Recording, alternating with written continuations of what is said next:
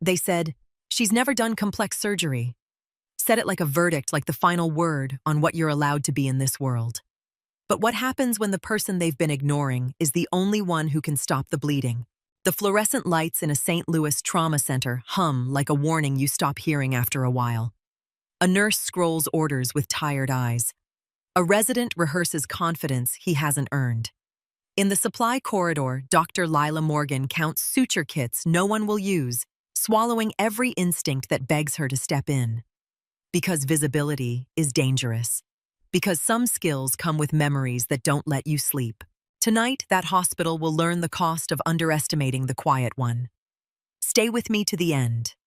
Then, like this comment where you're watching from, and tell me who you'd trust when protocol fails. They said she has never done complex surgery, like the sentence could seal a person shut. In the daylight, in the clean quiet between emergencies, the same hospital made that judgment sound almost reasonable, like a rule written into the walls. On the third floor of Gateway Regional Trauma Center in St. Louis, the fluorescent lights carried a steady hum that you stopped noticing after a while, the way you stop noticing your own heartbeat until something goes wrong. The supply corridor smelled of alcohol wipes and cardboard dust and old antiseptic. It was too bright for a hallway that never saw the sun. Dr. Lila Morgan stood alone between steel shelving, a clipboard tucked against her ribs. She counted without moving her lips. Her eyes tracked labels, lot numbers, expiration dates, the kind of details most people treated like background noise. A stack of suture kits sat in a neat row.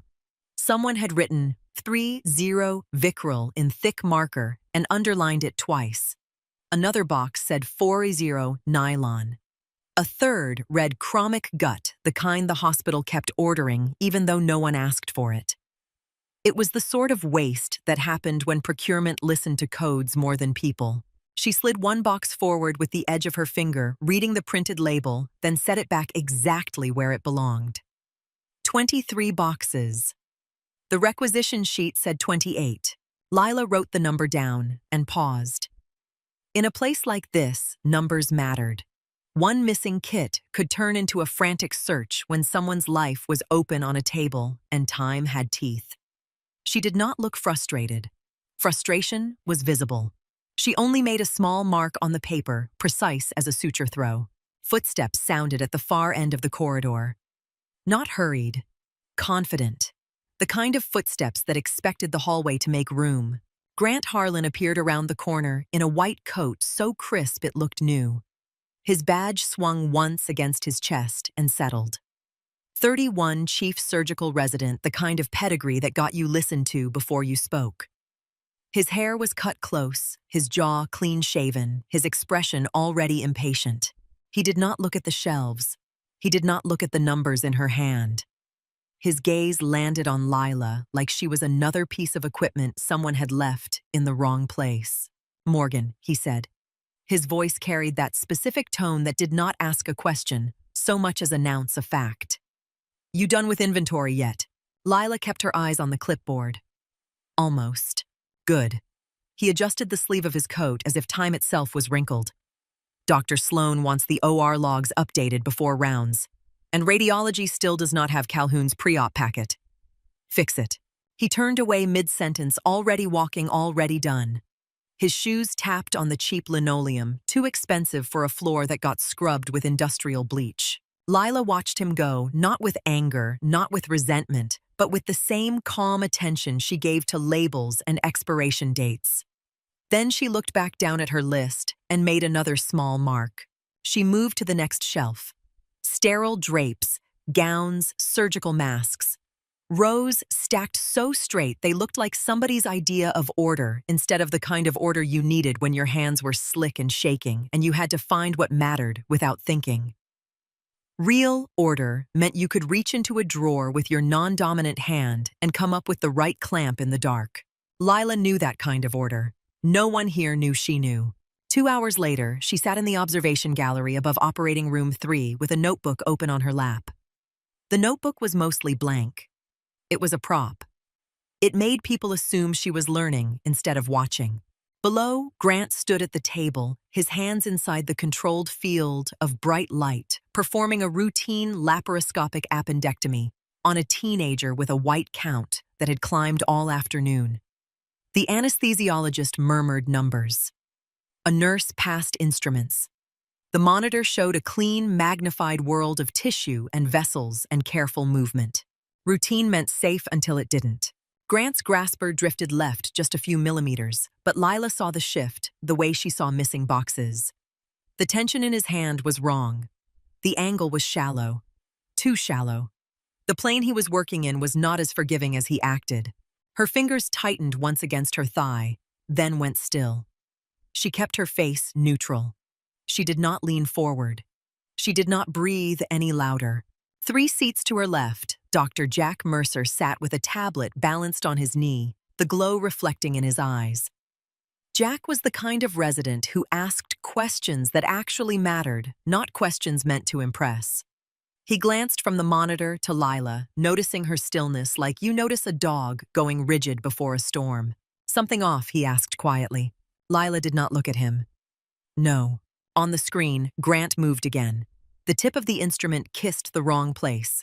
The monitor flared red, sudden and obscene blood blooming into the cavity like someone had opened a valve. A sharp curse cracked through the speakers. Grant's voice came out louder than it needed to be, the volume of a man trying to turn panic into authority. "Suction. Now!" The grasper's malfunctioning. Down on the floor, Dr. Evelyn Sloan stepped in without hesitation. 15 years of trauma had trained her body to move like a machine when chaos hit. She did not waste words. She took the instrument, corrected the angle clamped, repaired the nick with practiced speed. 40 seconds, maybe less, and the bleeding slowed, then stopped. Grant stepped back, his chest rising too fast beneath his coat. "Equipment issue," he said, still too loud. Sloan did not argue. She did not correct him in front of the room. She only nodded once, cool as steel, and continued. No one looked up at the observation gallery. No one except Jack. His eyes stayed on Lila, as if she was a calculation that did not balance. She kept her gaze on the notebook pen, moving in a small, meaningless line. When the field below returned to controlled motion, she closed the notebook and stood. Jack stood too, trailing her out into the corridor. "You saw it before it happened," he said. "I watched the monitor," Lila replied. Jack waited, giving her room to tell the truth or lie. Most people watched the monitor. Lila stopped at the end of the hall, where the glass looked down on the ambulance bay. A gurney rolled past below. A nurse jogged beside it. The world outside the OR moved like a separate planet, one where seconds still mattered. Lila kept her voice even. "He's tired." Jack frowned. "He's always tired." Lila's eyes stayed on the glass. "Then he should stop pretending fatigue does not change hands." Jack studied her for another beat, then let it go, but not really. People rarely let something like that go. They simply folded it away until it fit. By late morning, the hospital settled into its usual rhythm. Rounds spilled through hallways, consults stacked up, phones rang, printers jammed, charts appeared in piles like snowdrifts no one admitted they caused. Lila moved through it all without friction. She carried papers from one place to another. She returned calls no one wanted to make. She updated logs that should have been automated years ago. She did not complain because complaints created ripples and ripples drew eyes. At 11, Dr. Sloan found her in the third-floor lounge where the residents pretended to rest between tasks. Sloan's hair was pulled back tight, her posture straight as a rule, her gaze sharp enough to cut. "Morgan," she said.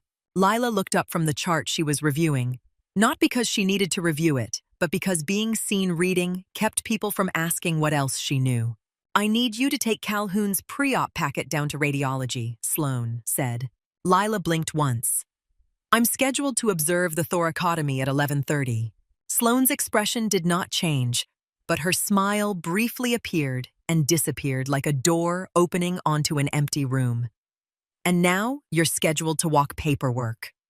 "We all start somewhere, Dr. Morgan." The way she said doctor made it sound like a reminder of rank, not respect.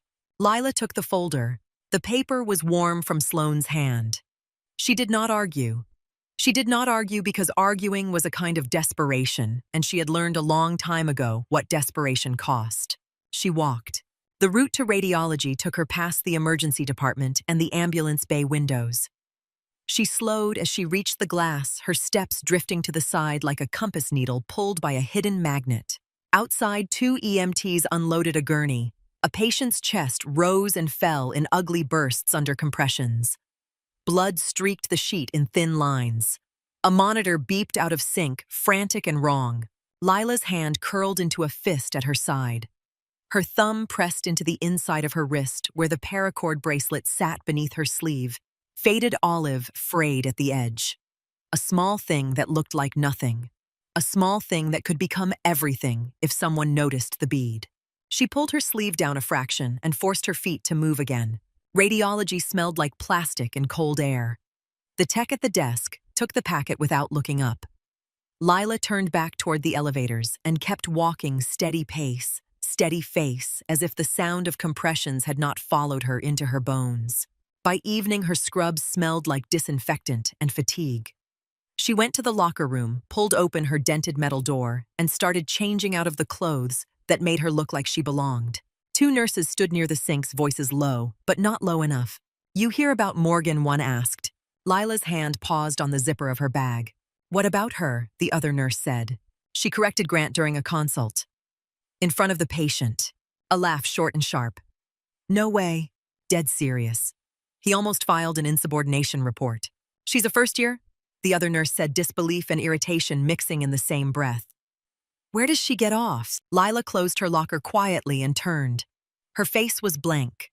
Her eyes were calm. She had learned how to build calm like armor. "Evening," she said. Both nurses looked at her and fell silent, like children caught gossiping in church. Neither answered. Lila picked up her duffel and walked out. The door swung shut behind her on a soft click, and the silence she left in that room was louder than their whispers.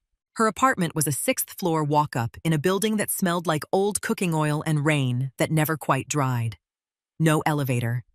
The stairs were narrow, the paint chipped the railing loose.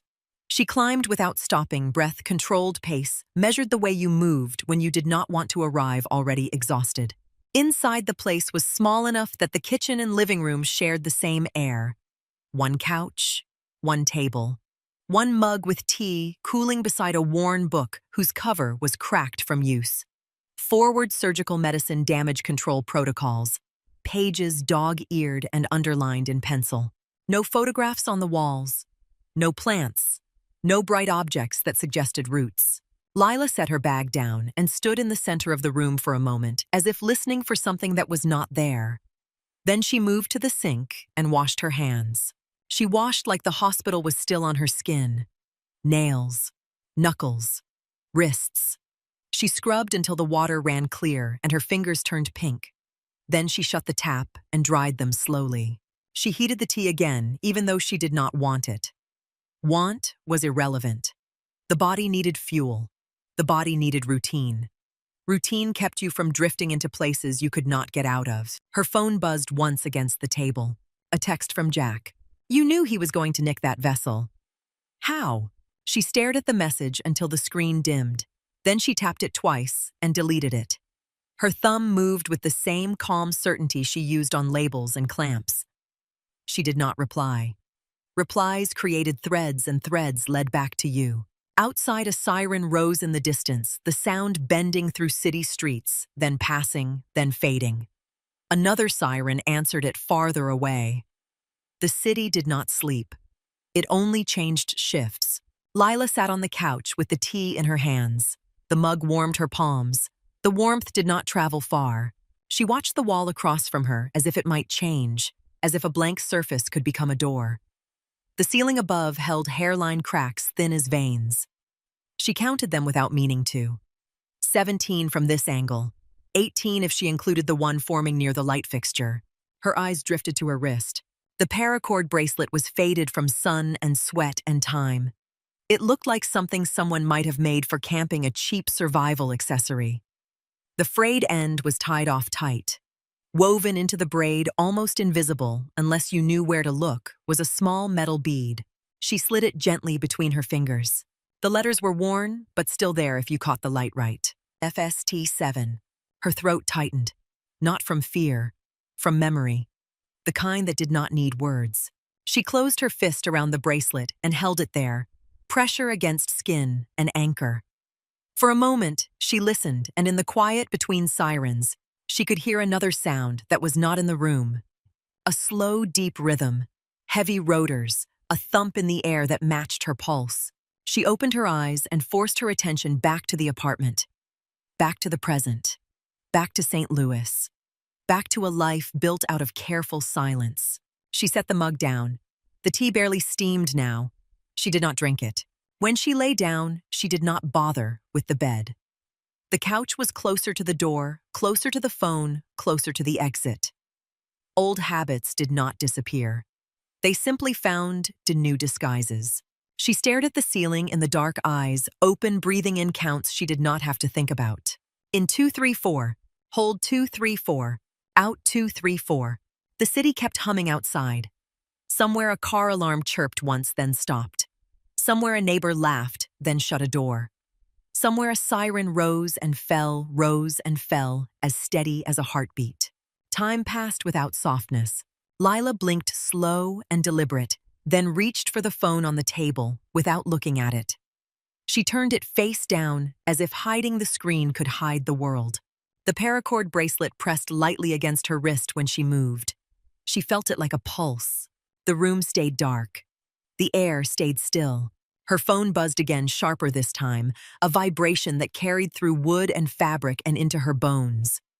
The screen lit the ceiling with a pale rectangle of light.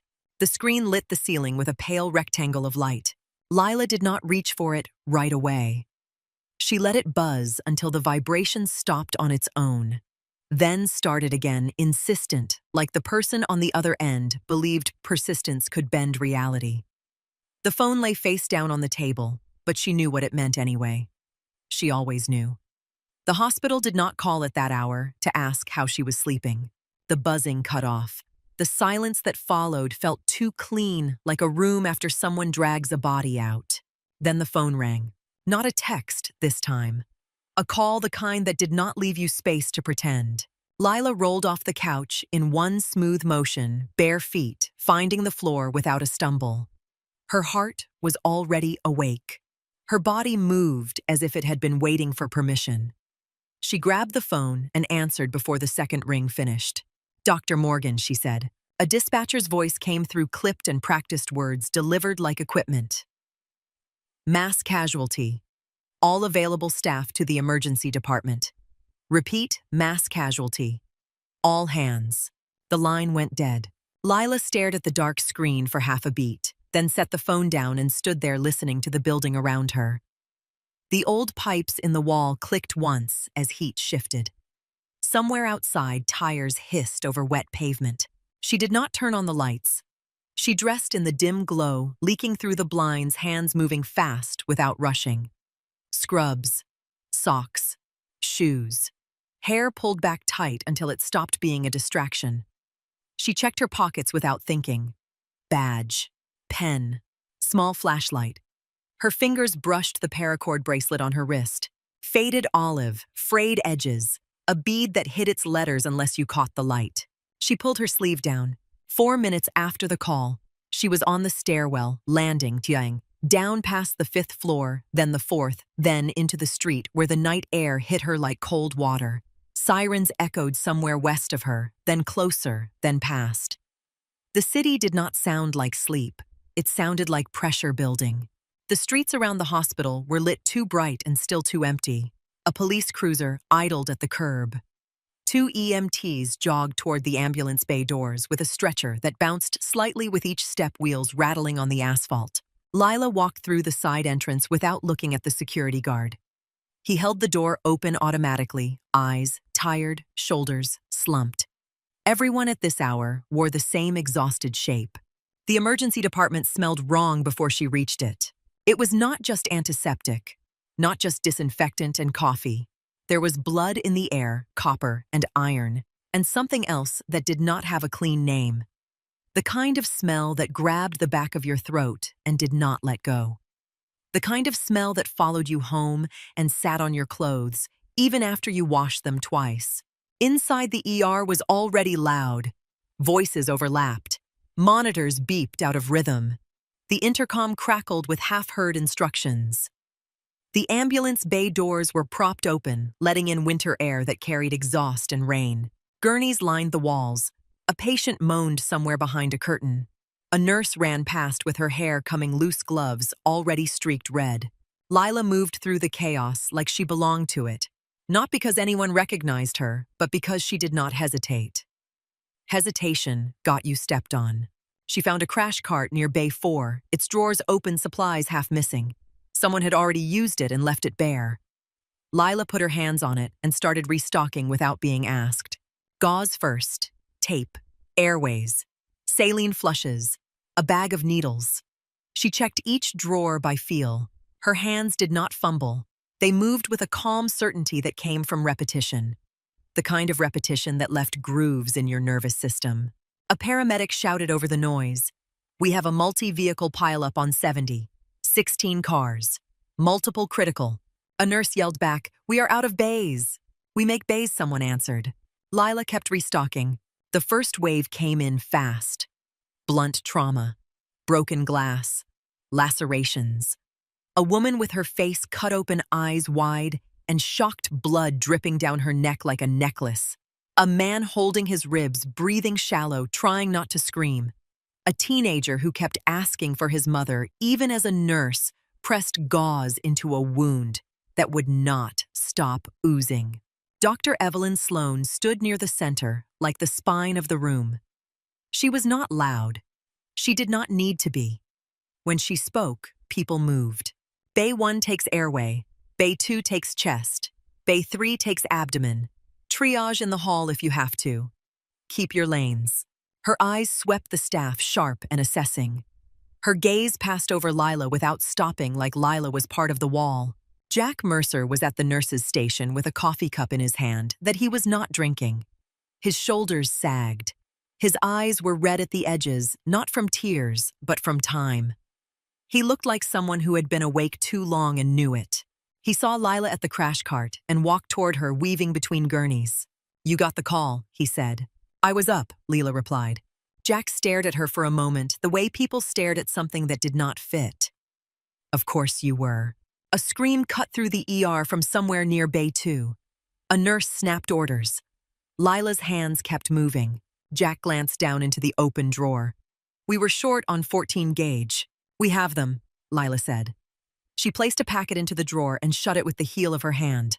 Jack looked up, distracted by a new burst of noise at the ambulance bay doors. 2 paramedics burst in, dragging a gurney hard enough that the wheels skidded. A young man lay on it, eyes half open, lips blue, chest rising in shallow jerks. A construction vest was still on his body, torn down the middle, soaked dark. The smell around him was sharp and fresh, as if the blood had not had time to cool. Gunshot wound to the chest, one paramedic shouted. Pressure's dropping. Pulses thready. Sat 72. The other paramedic's face was slick with sweat. He started crashing in the rig. We lost breath sounds on the left. Trachea feels off. A nurse called, where is Dr. Sloan? Bay 1, someone yelled. She's in a steering column impalement. Where is Dr. Harlan? Upstairs. The young man on the gurney made a wet sound that might have been a word. His eyes rolled toward the ceiling. The monitor they clipped onto him screamed a fast, irregular alarm. Jack stepped forward, but his hands hovered in the air, like they were not sure where to land. His coffee cup slipped from his fingers and hit the floor, splashing brown across a tile already stained with blood. Jack blinked at it like it mattered, then shook his head hard and reached for a stethoscope. His hand was shaking. He dropped the stethoscope too. Metal clattered on tile. Damn it, he muttered, voice tight. The paramedic shouted again. We need a doctor now. Lila did not move at first. She stood at the crash cart, back straight, hands at her sides, watching the man's chest struggle against itself. Watching the way the skin at his neck pulled tight with each shallow breath. Watching the way his lips darkened. Her body did not want to move. It wanted to stay against the wall and disappear into the background where no one could see her. Then the noise in the ER shifted. It did not fade. It changed. Like someone turned down every sound except her heartbeat. Her vision narrowed for half a second, and the smell of blood turned into dust and heat, and something burned. A heavy rhythm filled her head, slow and deep. Not the beep of a monitor, but the thump of rotors. The world tilted and became a different place without her permission. A stretcher in sand. A boy in uniform, too young, eyes wide mouth, opening and closing like a fish pulled out of water. Her hands on his chest. Blood that was not hers. A headlamp that bounced with each breath she took. A voice in her own mouth saying, "Stay with me, stay with me." The boy's eyes fixed on her pleading, and she knew even then what she could not stop. Lila blinked. The ER snapped back into focus, bright and sterile and loud. The gurney was still there. The young man's lips were still blue. Jack's face was tight with panic he could not hide. The paramedic's voice cut through everything. "He is dying." Lila's body moved before her thoughts caught up. 3 strides and she was at the gurney, hands already reaching. Her voice came out flat, clinical, like she was reading a chart instead of standing over a life. "Tension pneumothorax," she said. "Left side. Look at his trachea." Jack stared at her as if he had not heard. "We need an attending." "There is no time," Lila said. She turned to the crash cart. Her fingers went straight to the drawer without searching. She pulled out a 14-gauge needle in its sterile pack. Her hands tore it open clean. No hesitation. No fumbling. The movement was too smooth to be learned in a book. Jack's voice rose sharp with fear. "Lila, you are not authorized."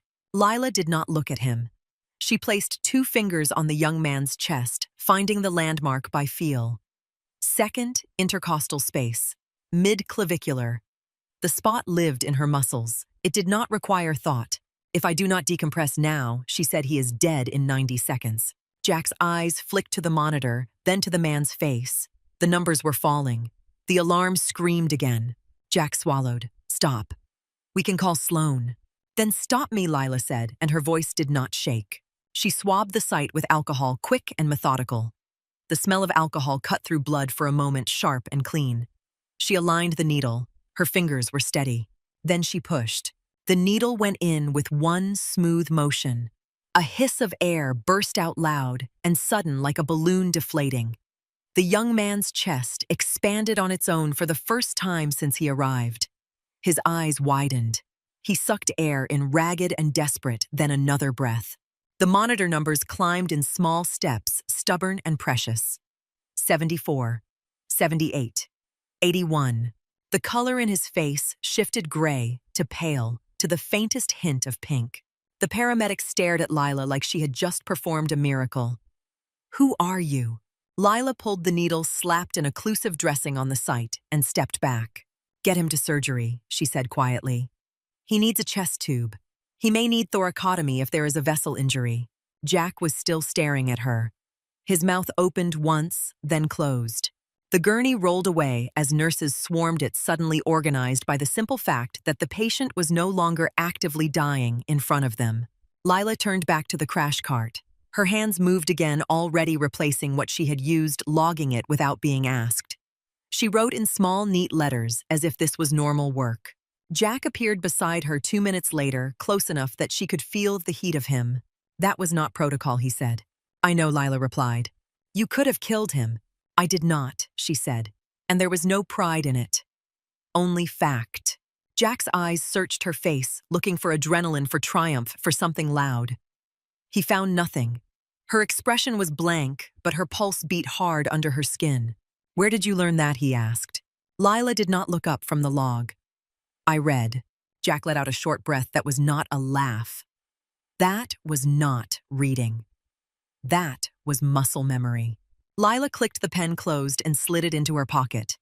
She shut the crash cart drawer and locked it. The sound of the lock was small, but it felt final. "Go get some water," she said. Jack caught her wrist before she could turn away. His fingers touched the fabric near her sleeve. Not aggressive, not rough, just enough to stop her. "Lila," he said again, softer this time.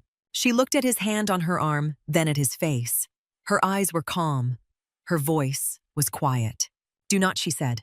Jack released her like he had touched a hot surface. Lila walked away through the double doors into the stairwell that no one used because the door stuck and the air smelled stale.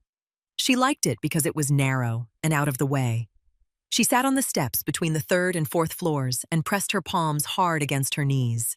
Now that she was alone, the shaking started. It began in her fingers, a fine tremor that had nothing to do with fear and everything to do with release. Her breath came too fast. She forced it into counts. In 2, 3, 4. Hold 2, 3, 4. Out 2, 3, 4. Her heartbeat pounded in her ears like rotor thump.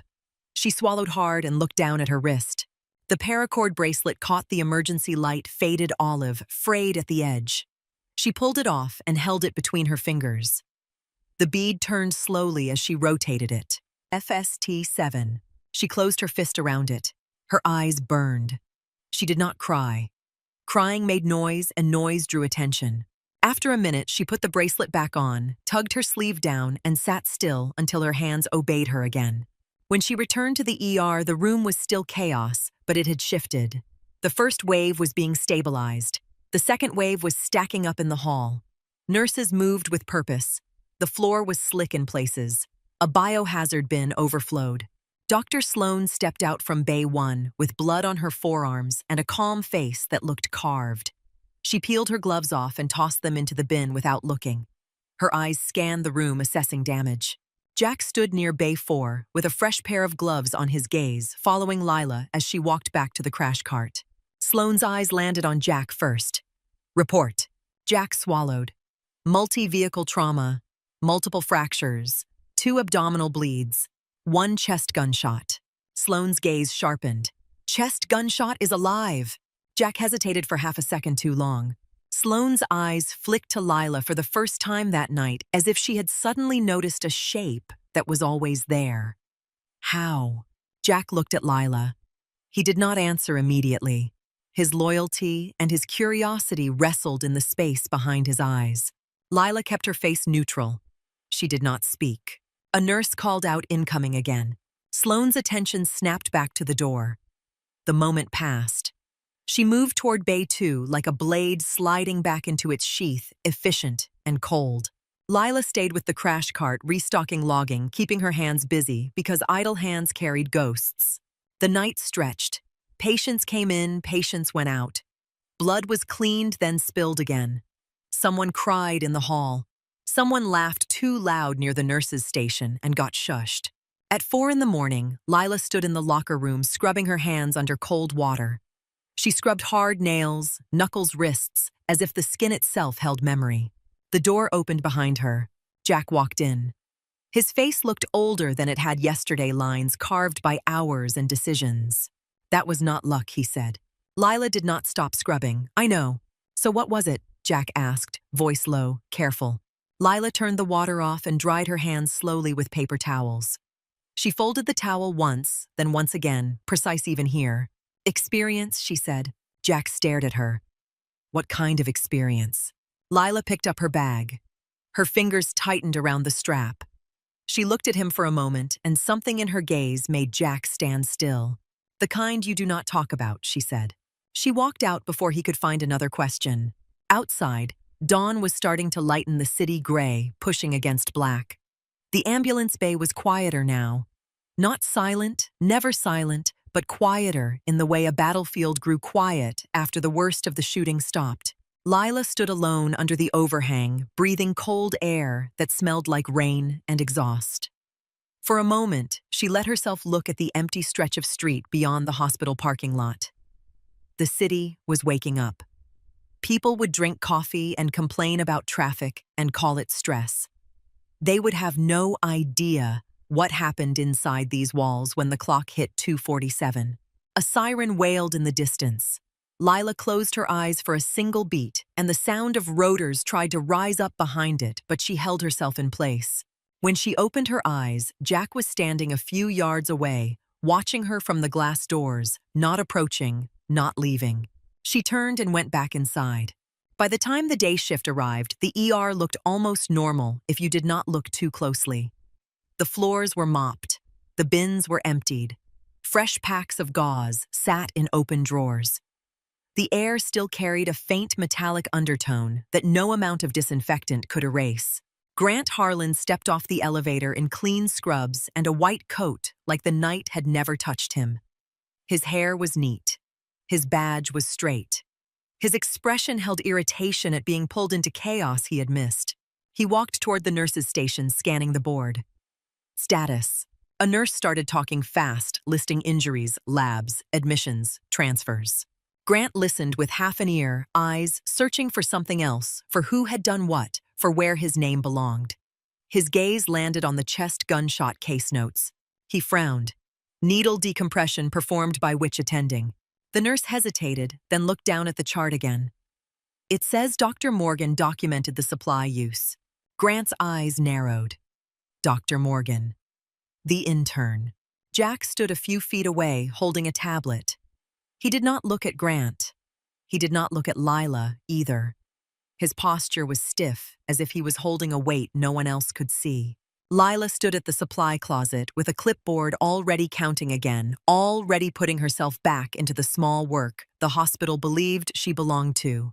Grant's gaze cut toward her, his face tightened not with anger alone, with something closer to offense. Sloane came out of Bay 2 and paused near the station listening. Grant's voice lowered. She did a procedure. Sloane's eyes did not blink. In the middle of a mass casualty, Grant's jaw worked once. Without authorization, Jack finally spoke, voice careful. The patient would not have made it. Grant turned on him. That is not the point. Sloane's gaze moved from Grant to Jack to Lila, who kept her head down, pen moving across paper as if she could write herself out of existence. Sloane spoke quietly, and that quiet carried more force than shouting. We will address it. Grant took a breath through his nose and nodded once, the nod of a man used to being affirmed. He walked away, already rehearsing the version of the story that placed him back at the center. Lila did not look up. Her hands kept counting. Outside the hospital windows, the sun climbed higher, turning the wet streets into a dull shine. People came in for scheduled scans and routine blood work, stepping over the invisible line between normal life and the place where normal life broke. In the break room, a nurse whispered to another voice, low but excited words carrying on air that never stayed quiet for long. Did you hear? She said. The intern. Morgan. She did a decompression like she has done it 100 times. Another voice answered, skeptical. That is not possible. It happened, the first insisted. Jack saw it. Lila walked past the doorway and did not pause. She did not change her pace. She did not turn her head. But the hum of the lights above her sounded different now, not like silence, not like architecture, but like a warning you could no longer pretend not to hear. The hum of the lights sounded different once you noticed it, like the building itself was holding its breath. By late morning, the night's blood had been scrubbed from the tiles, but the smell stayed in the vents, faint metal under disinfectant. The day shift moved through the emergency department with the careful confidence of people telling themselves the worst was over. Clipboards clicked. Computers chimed. A cart squeaked down the hall. Ordinary sounds stitched over something raw. Lila kept her head down and her hands busy. She was back on the 3rd floor with a clipboard and a pen, counting supplies that should have been counted by someone else, inventory numbers that never matched the requisitions. A nurse passed her in the corridor and slowed, eyes flicking to Lila's badge, then away, like looking too long might invite a question. Lila felt it anyway, the shift in attention, the way the air got slightly tighter when she entered a room. She did not blame them. People hunted patterns. They wanted a story that made last night make sense. A first-year resident did not step into a dying chest and win without a reason. The hospital would either turn it into hero worship or rule-breaking. Either way, it would land on her like a spotlight. She stayed out of the light. In the surgical lounge, Grant Harlan sat at a table with 2 other residents, coffee, untouched, his phone face up, as if he expected it to explain why his name had not been the first one spoken this morning. His white coat hung on the back of his chair, crisp as a uniform. He spoke low, but his voice carried. She is an intern, he said. She does not freelance procedures. One of the residents nodded quickly the way people nodded at him. Maybe she panicked. Grant's mouth tightened. Then she should have called an attending. Jack Mercer stood near the counter pouring water into a paper cup. He did not look at Grant, but his shoulders stiffened. Grant noticed anyway. He leaned back in his chair and watched Jack like he was studying a scan. "You were there," Grant said. Was it as reckless as it sounds? Jack sipped water eyes on the cup. It was effective. "That is not an answer." Jack set the cup down carefully. The patient was going to die. Grant's expression sharpened. "We do not make policy out of adrenaline." Jack met his eyes, then calm but firm. "We make policy out of outcomes too." For a moment, the room went quiet. The other residents suddenly found reasons to stare at their phones. Grant leaned forward, voice controlled. "If she wants to play hero, she can do it somewhere else." Jack did not raise his voice. He did not need to. She did not look like she was playing. Grant's jaw worked once. He stood smoothing his coat like it could iron the conversation flat, then walked out without another word. Jack exhaled slowly through his nose. His gaze drifted to the doorway as if expecting Lila to be there. She was not. She never was when people were arguing about her. Lila spent the next hours moving paperwork like it weighed nothing. She delivered pre-op forms, updated logs, replaced supplies. She kept her hands in motion because motion was safer than thought. At noon, Dr. Evelyn Sloan called a brief debrief in a small conference room off the ER.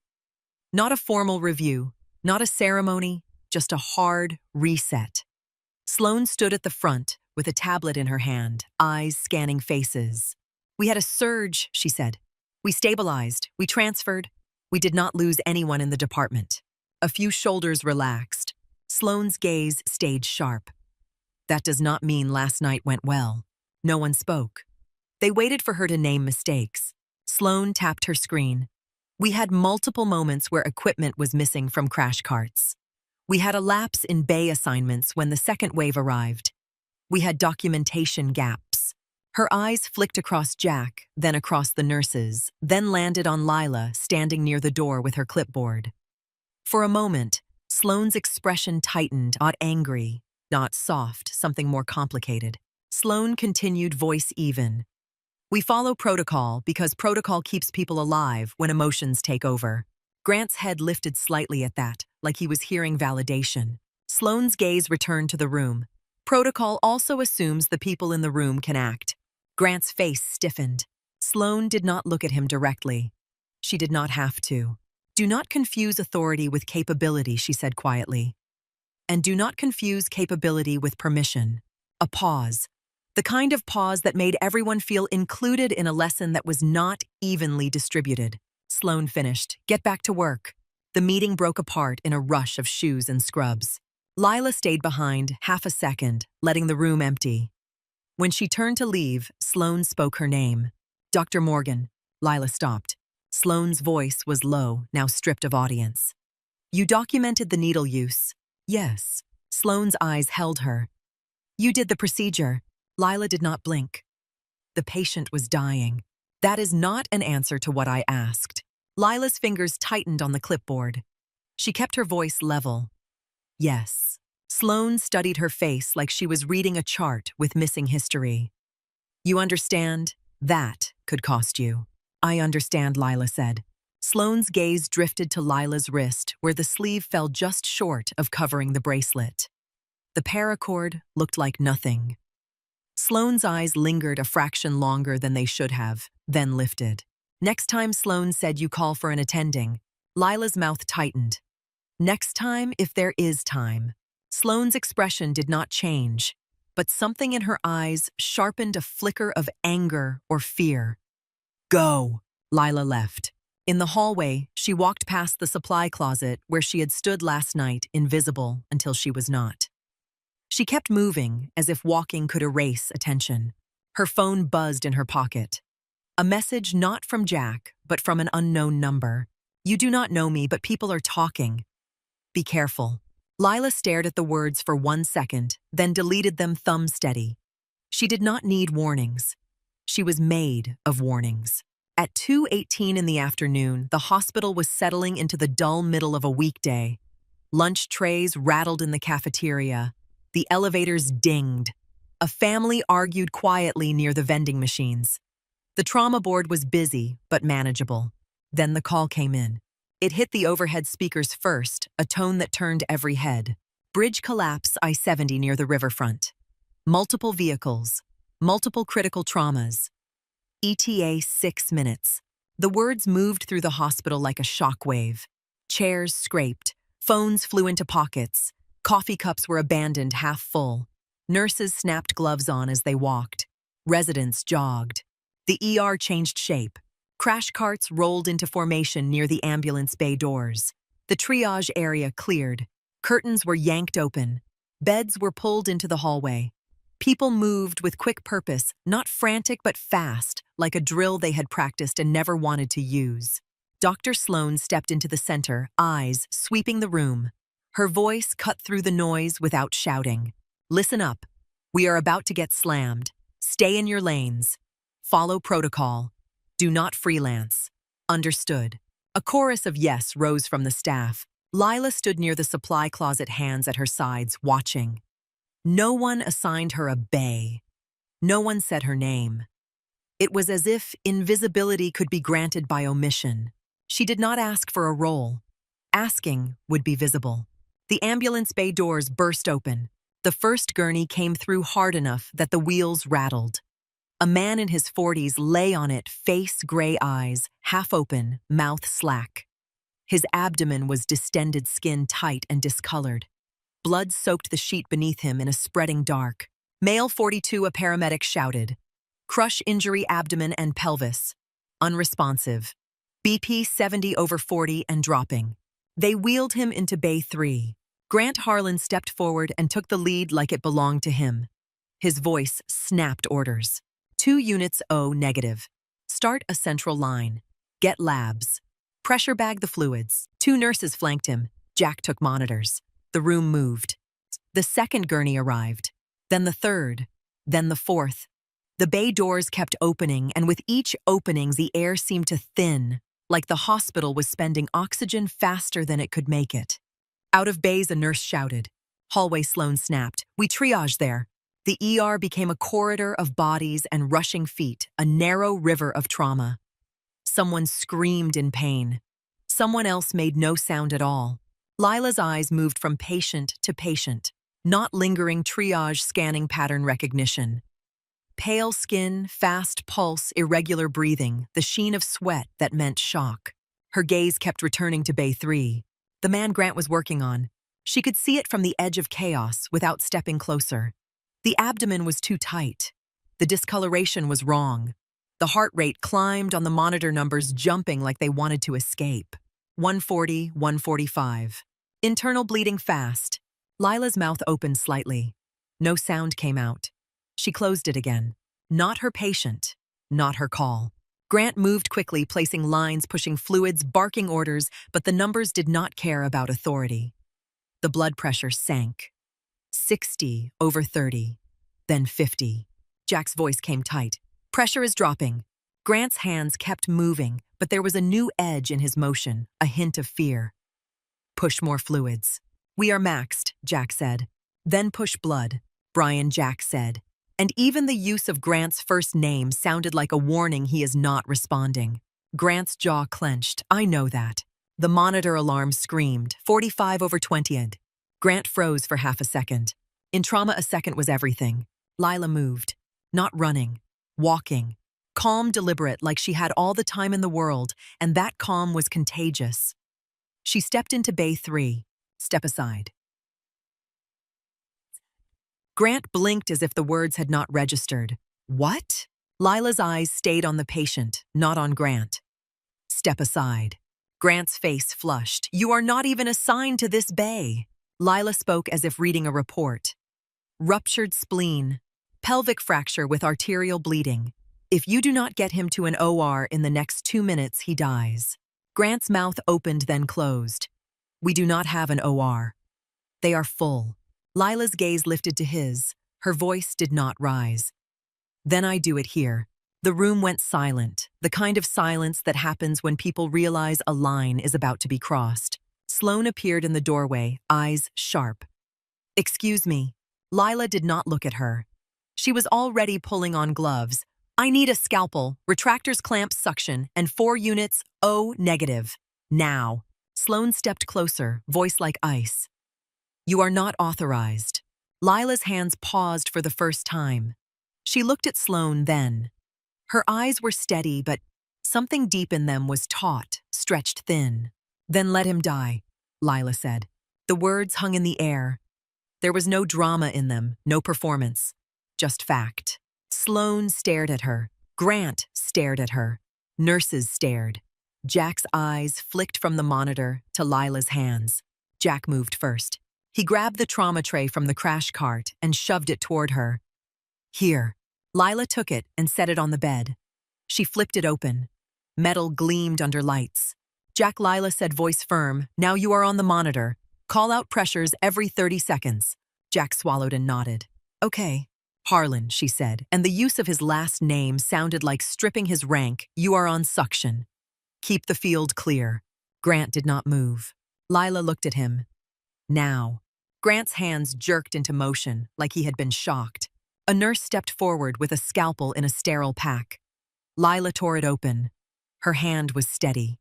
She made the incision. Midline clean fast. No hesitation. Blood welled up immediately, dark and heavy.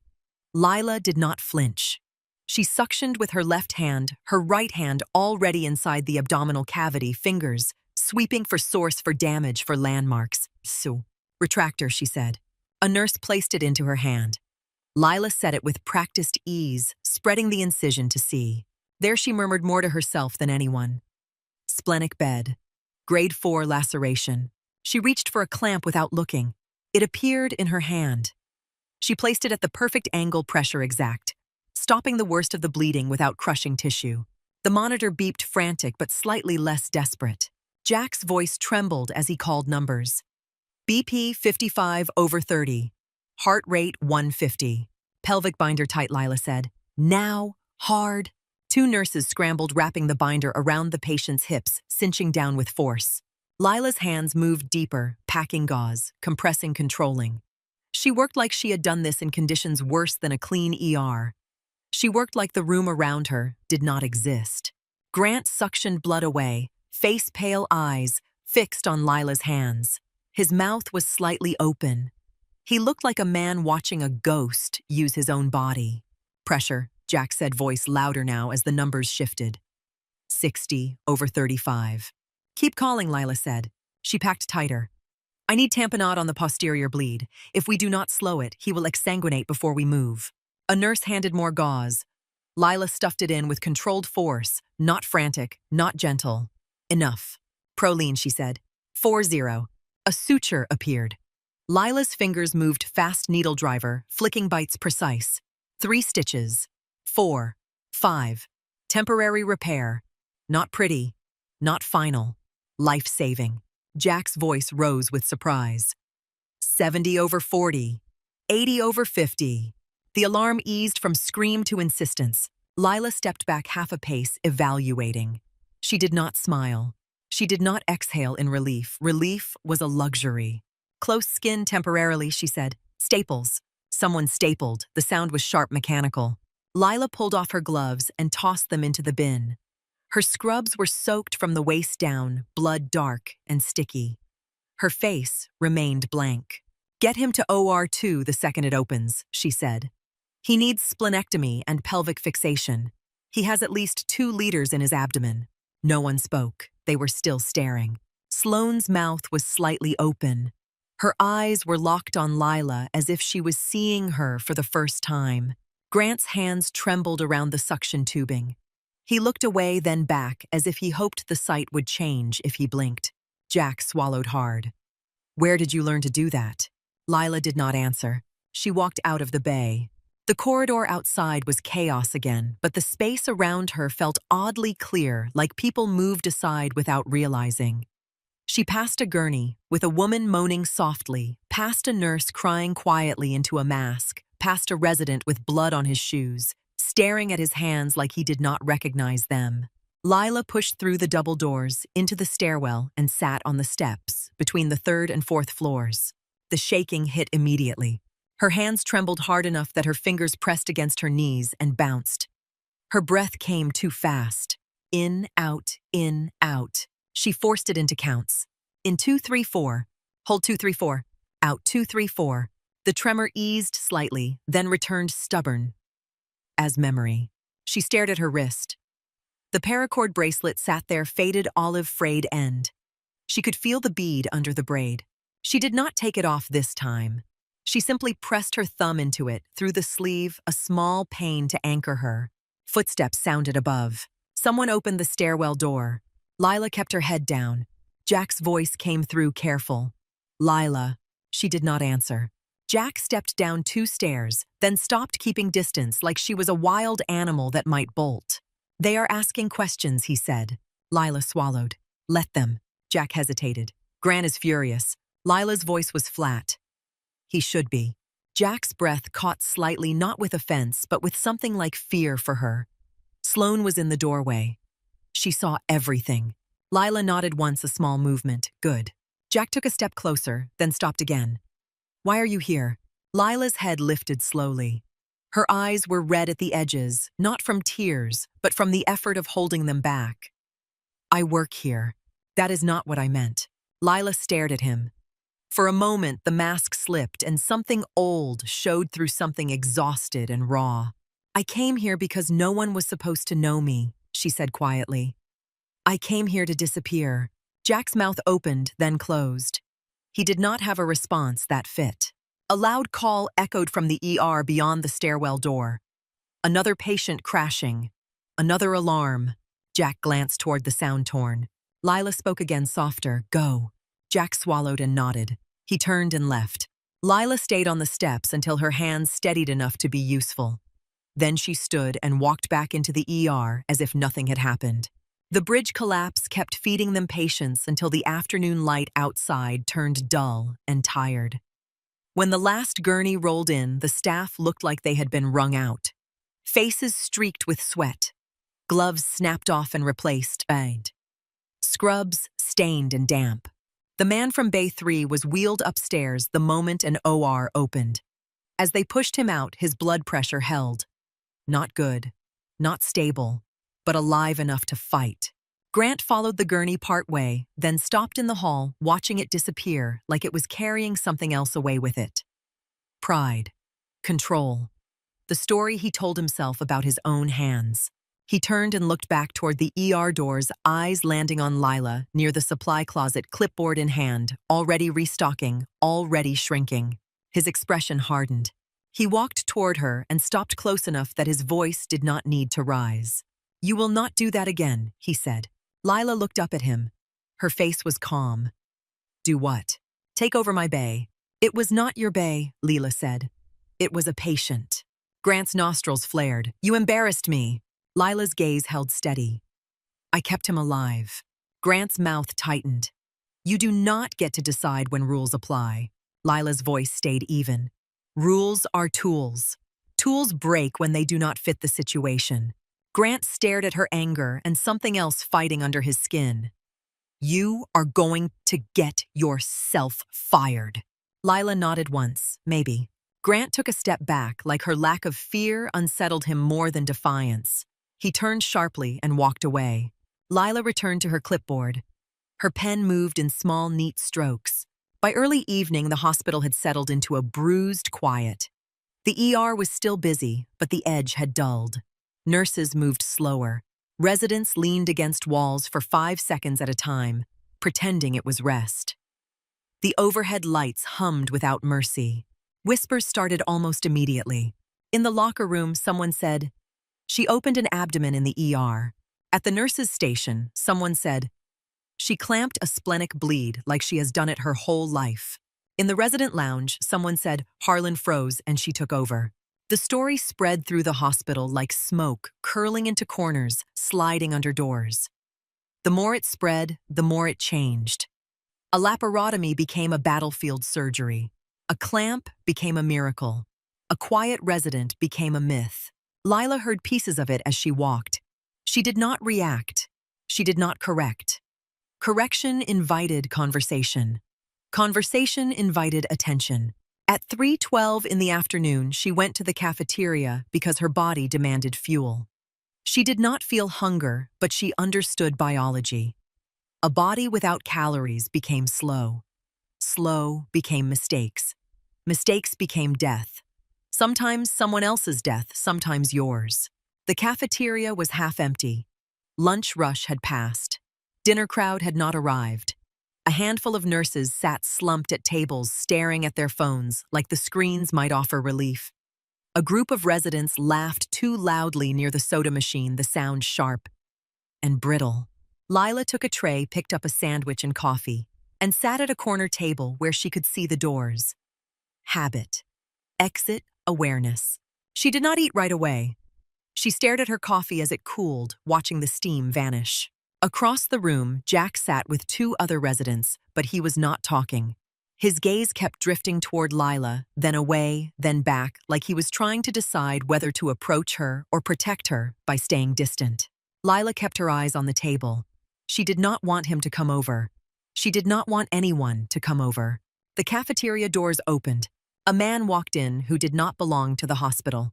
Mid-40s, buzz cut, gone silver at the temples, a tan jacket with too many pockets, cargo pants worn at the knees. His boots looked like they had seen real dirt, the kind that did not wash out. He moved with a calm, scanning attention, eyes sweeping the room in slow arcs, measuring. He was not lost. He was looking for someone. His gaze landed on Lila. He stopped. Then he walked straight toward her. Lila did not notice at first. She was staring at her tray, mind drifting toward the stairwell, toward blood, toward the feel of gauze packing into warm tissue. Muscle memory did not wash off. It waited. The man stopped 3 feet from her table. "Captain Morgan," he said. His voice was low, steady, the voice of someone used to giving orders and being heard. Lila's entire body went rigid. Not fear. Reflex. Her spine straightened. Her hands flattened on the table. Her eyes snapped up. The man stood with shoulders, square hands at his sides, expression calm but intent. He did not smile. He did not threaten. He looked at her like he was seeing a person he had not expected to see again in this lifetime. Lila's throat tightened. She forced her voice to stay controlled. "I think you have me confused with someone else," she said. The man's eyes did not flicker. "No, ma'am. I do not." The cafeteria noise faded slightly, not because it changed, but because Lila's focus narrowed. She felt Jack's gaze from across the room. She felt other eyes begin to turn. The man took one small step closer, respectful distance. Closing, not aggressive, just insistent.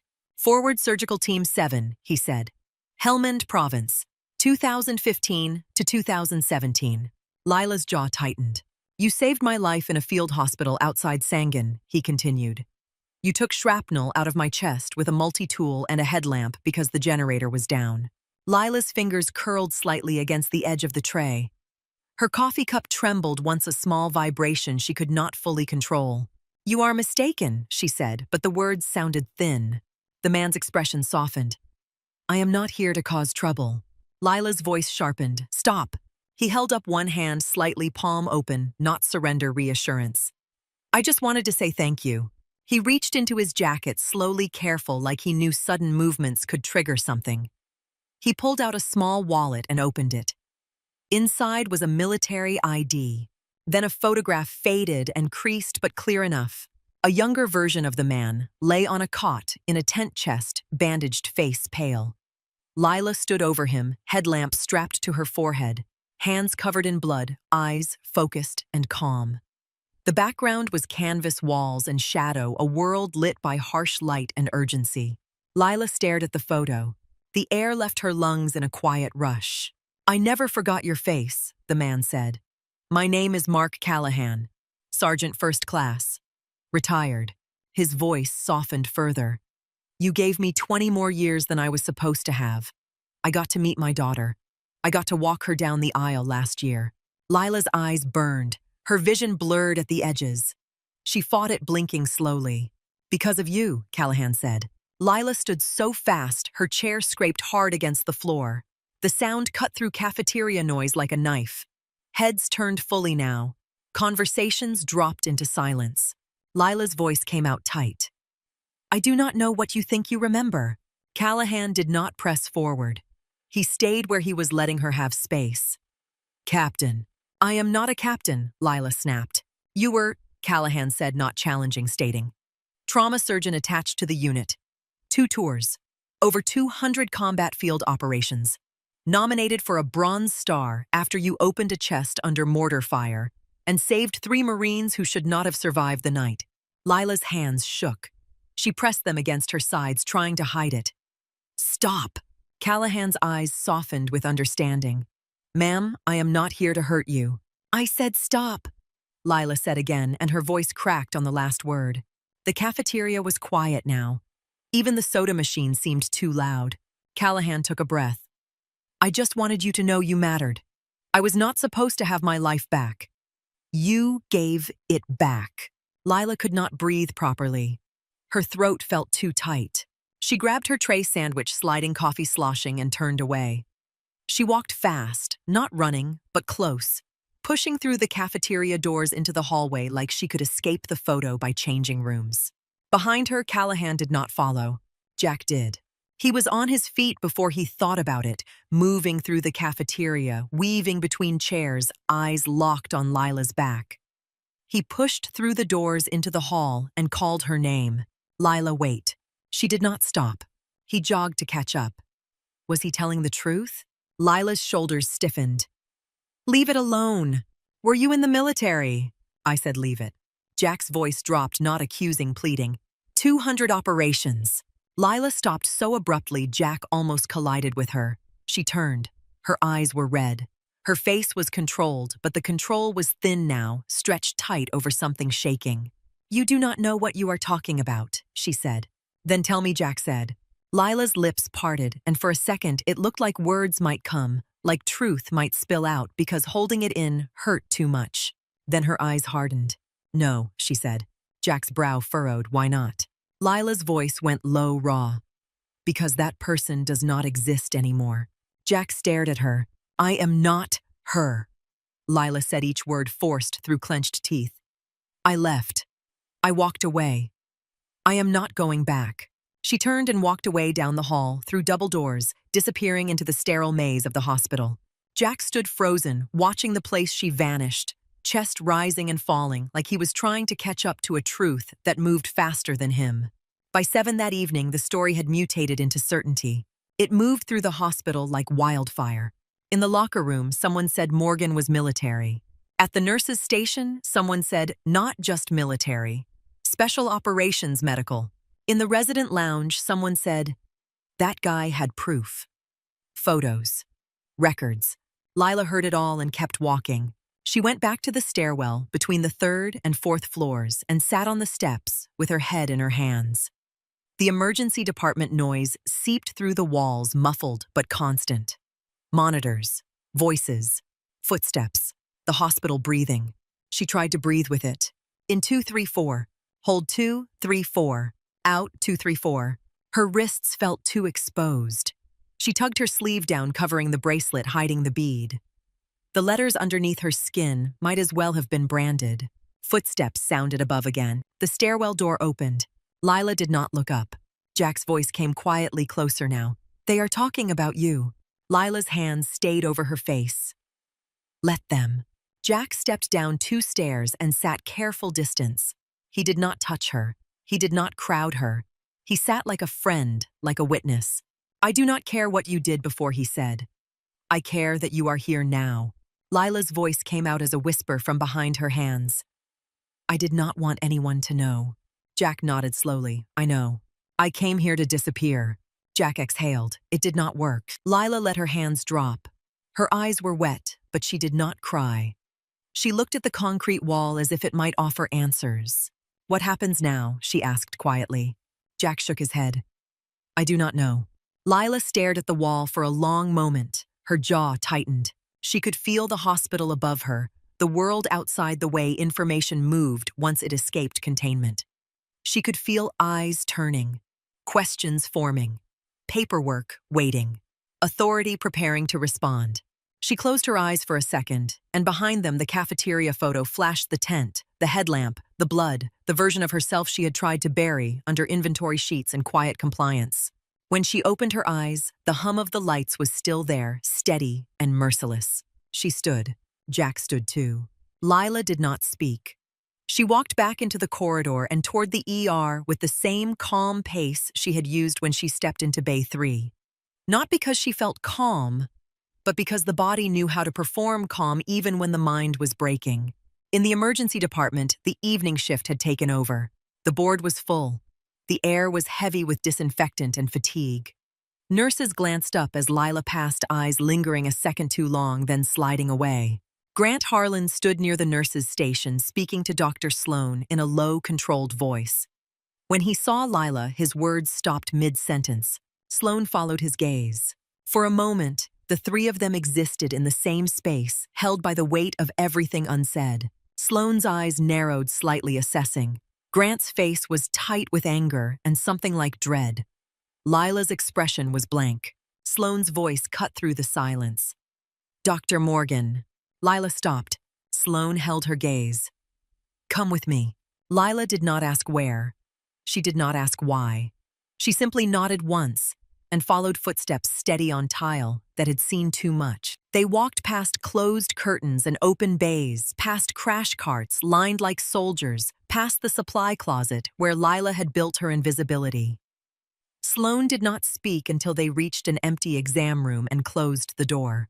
Inside the room felt too bright, too clean, too small. Sloan turned to face Lila. Her posture was rigid, as if she was holding herself back from something. Her voice came out controlled. "What is your name?" she asked. Lila blinked once. "Lila Morgan." Sloan's eyes did not move. And before that, Lila's throat tightened. Sloan leaned forward slightly, palms flat on the exam table, gaze unwavering. "Do not lie to me in my department." Lila stared at her for a long moment. Her heartbeat thudded against the bracelet under her sleeve. Then she spoke, voice quiet, steady, and completely stripped of softness. "My name is Lila Morgan," she said again. Sloan's jaw clenched. She held the stare, then straightened control, returning like a mask, sliding back into place. "Fine," Sloan said. "Then we will deal with what I can prove." She opened the door. The hallway noise rushed back in. Somewhere a monitor beeped. Somewhere a patient coughed hard. Somewhere a nurse laughed once, then stopped. Lila stepped out, and the hospital's attention felt like heat on her skin. Sloan opened the exam room door, and the hallway noise poured back in, thick and constant. The hospital moved around Lila as if nothing had changed, but every glance felt weighted now, every pause in conversation turning into a gap she could fall into. She walked beside Sloan, past curtained bays and stainless carts, past nurses who looked up and then looked away, too fast, past residents who pretended their tablets were more interesting than a living rumor. Sloan stopped at the nurses' station and spoke to the charge nurse in a low voice. Lila caught fragments: incident report, documentation, review. The words sounded ordinary, the kind administrators use to wrap consequences in paper. Grant stood a few feet away, arms crossed, watching Lila like she was a problem he could solve if he stared long enough. His gaze flicked to her wrist, then to her face, then away. Jack hovered at the edge of the station, not close enough to be accused of taking sides, not far enough to be absent.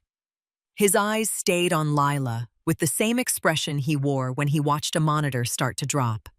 Focused, worried, ready to move. Sloan turned back to Lila. Her voice was calm, controlled, and it held the weight of rank. "You will stay in your lane," she said. "You will document everything. You will not touch another patient without an attending present." Lila nodded once. "If there is time." Sloan's eyes narrowed. "There is always time to call." Lila did not argue. Arguing with Sloan was like arguing with a door that never opened. She turned toward the supply closet, the place that had always been her hiding spot, and put her hands on the crash cart drawers like she could anchor herself to something simple. The overhead speakers crackled. A tone filled the ER sharp enough to snap heads up. The kind of tone that did not belong to routine. "Attention, all available staff. Mass trauma inbound. Industrial explosion at Riverfront Refinery. Multiple critical burns. Crush injuries. Respiratory distress. All hands to the emergency department. Repeat. All hands to the emergency department immediately. The air changed. The sound of the room did not get louder. It got tighter, like a belt pulled one notch further. The charge nurse cursed under her breath and started calling names. Nurses moved toward the ambulance bay doors. Someone rolled out extra gurneys. Someone else pulled the burn cart from storage. A resident ran for airway supplies. Sloane's posture shifted into command. She stepped into the center of the ER and raised her voice just enough to cut through noise. Burn triage in the hall. Airway team in Bay 1. Chest in Bay 2. Abdomen in Bay 3. Do not improvise. Do not freelance. Keep your roles. The words landed and the room tried to become organized. Then the first gurney came through the doors. The patient was a man with soot blackening his face, skin blistered and peeling on his neck and arms. His eyes were wide but unfocused. His breathing was shallow, fast, and wrong. Every inhale sounded wet, like fluid was filling spaces that should hold air. 48-year-old male, a paramedic shouted. Explosion at refinery. Full thickness burns to upper torso. Suspected inhalation injury. SAT is dropping. Behind him came another gurney, then another. Skin sloughing off in strips, hands curled in pain, faces smeared with ash and blood. Some screamed. Some made no sound at all. The silent ones were worse. Lila stood near the supply closet and watched the room overload in real time. She felt the hospital trying to hold shape and failing like a dam cracking. People moved fast, but speed without direction turned into collisions. Sloane was in Bay 1 hands already inside a burn case. Voice clipped. She called for fluids for airway for escherotomy tray. Her movements were precise, but her face had gone pale beneath the hard mask. Grant took Bay 2. The moment he saw the first chest case, his shoulders tightened. He reached for a needle, hands moving too quickly, angle wrong. He pressed at the chest wall with fingers that did not seem to trust what they felt. Jack took Bay 4 and reached for an intubation kit, eyes narrowing as he assessed a woman whose throat was swelling shut. He opened the drawer, grabbed a tube, then hesitated. The size in his hand looked wrong. A nurse shouted, "We need another attending. We are drowning." No one answered because there was no one to answer. A gurney rolled into Bay 5 and stopped. A woman in her 30s lay on it, unresponsive abdomen, swollen blood pooling under the sheet in a dark, quiet spread. The kind of bleed that did not announce itself with screaming. No one looked at her. They were too busy with the loud deaths. Lila watched Bay 5 for one beat longer than she should have. Her eyes tracked the puddle growing beneath the gurney. Her mind did the math without permission. Volume, time, distance to an open operating room that did not exist. She looked back at the center of the ER. Grant's needle angle was too lateral. If he pushed, he would puncture lung tissue and buy them a new problem. Jack's tube was too small. He would fight it and lose time he did not have. Bay 5 had minutes. Lila stepped forward. She did not shout. She did not wave her arms. She spoke one word. Stop. No one stopped. The room was too loud. She said it again louder, and her voice cut through the chaos like a blade. Stop. This time, movement stuttered. A nurse froze mid-step. A resident looked up with wide eyes. Even the paramedics slowed, startled. Sloane lifted her head from Bay 1, eyes flashing. Grant paused with the needle in his hand, confusion and anger fighting across his face. Jack stopped mid-motion, laryngoscope in hand, his gaze snapping toward Lila like a compass needle. Lila stood in the center of the ER, shoulders square, hands relaxed at her sides. Her calm was unnatural, and that calm pulled the room toward it. She pointed at Grant. Second intercostal space, Lila said. Mid-clavicular line. You are too far lateral. Grant stared at her like she had no right to be speaking. What did you say? You are too far lateral, Lila repeated. Adjust your angle, or you will collapse his lung. Grant's jaw tightened. I know what I am doing. The patient on his gurney made a wet, gurgling sound that ended in a cough of blood. Lila did not blink. She pointed at Jack. Switch to a size 7 tube, she said. His airway is too edematous for a 6. You are wasting time. Jack's eyes widened slightly. He glanced at the swelling, then at the tube in his hand. His throat bobbed. He set it down and reached for a larger size without arguing. Lila pointed at Bay 5. "That patient has a ruptured diaphragm," she said, voice steady. "Bowel is herniating into the chest. She has minutes. Get her to OR 1 now." No one moved. The room held still, like it was waiting for permission from someone with authority. Sloane stepped into the center, wiping blood from her glove onto a towel with a sharp motion. Her eyes locked on Lila. "Who the hell do you think you are?" Sloane said. Lila turned to face her. Her voice stayed calm, flat, final. "Someone who has done this before." Sloane's face flushed, anger rising. "You are a first-year resident." Lila's gaze did not drop. 200 combat field operations. The words landed in the ER and sucked oxygen out of it. Grant's mouth opened slightly. He looked away, then back, as if the statement had physically struck him. A nurse whispered, "What?" Sloane's eyes sharpened into something dangerous. "Get back to the supply closet." "No," Lila said. Sloane took a step closer. "Get out of my ER." "No," Lila said again, and her tone did not change. For a moment, the room vibrated with more than monitors and voices. It felt electric, as if a storm had moved indoors. Then another sound pushed in. Deep, rhythmic, distant at first. Rotor, thump. Every head turned upward as if the ceiling might split. The lights flickered once. The sound grew heavier, closer, a vibration that ran through the floor and up into bones. Grant muttered, "What is that?" Lila closed her eyes for a single beat. Her throat tightened. When she opened them, her face was blank again.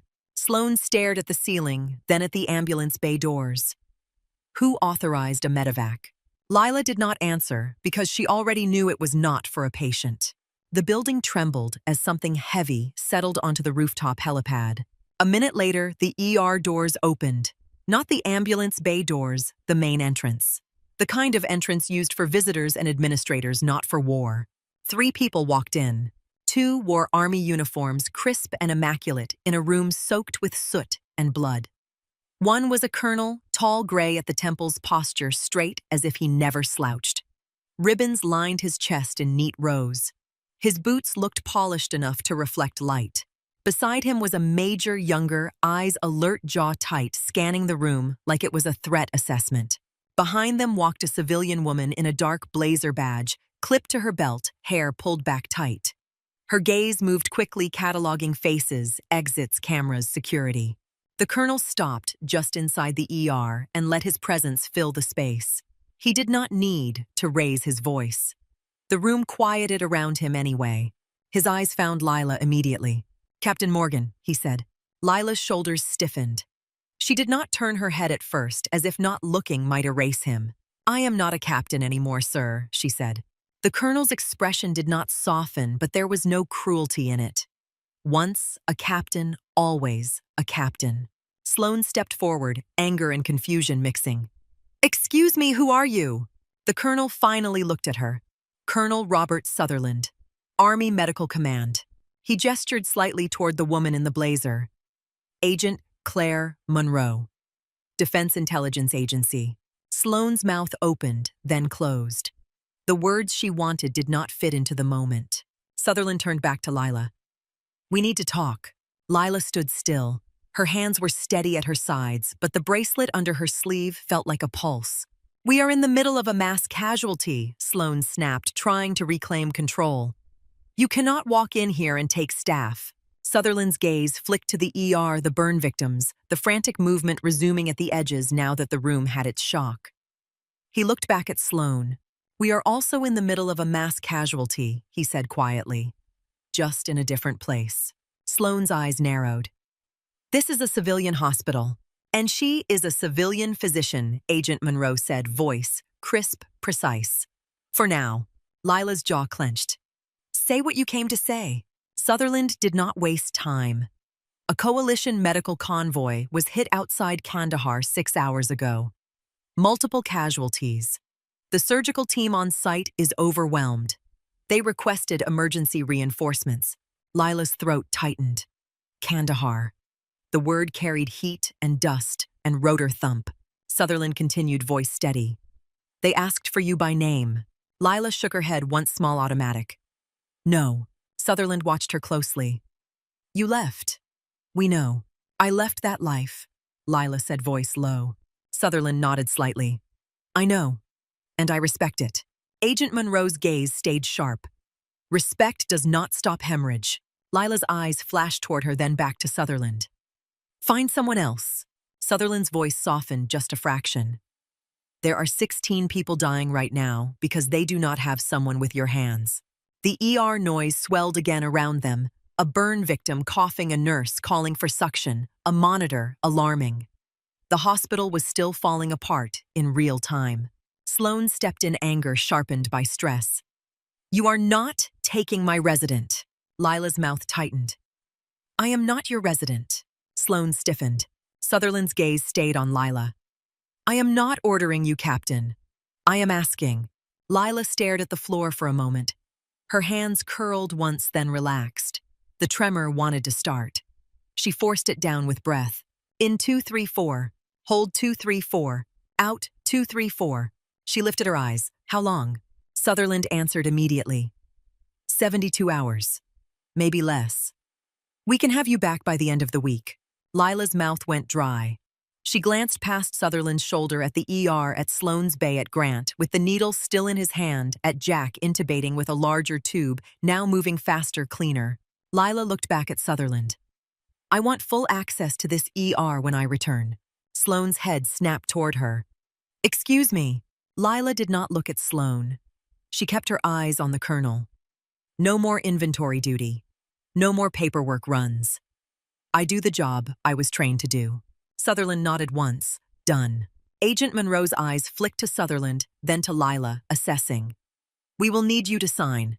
I will sign, Lila said. Sutherland's expression stayed controlled, but relief touched his eyes like a shadow passing. Thank you. He turned slightly toward Agent Monroe.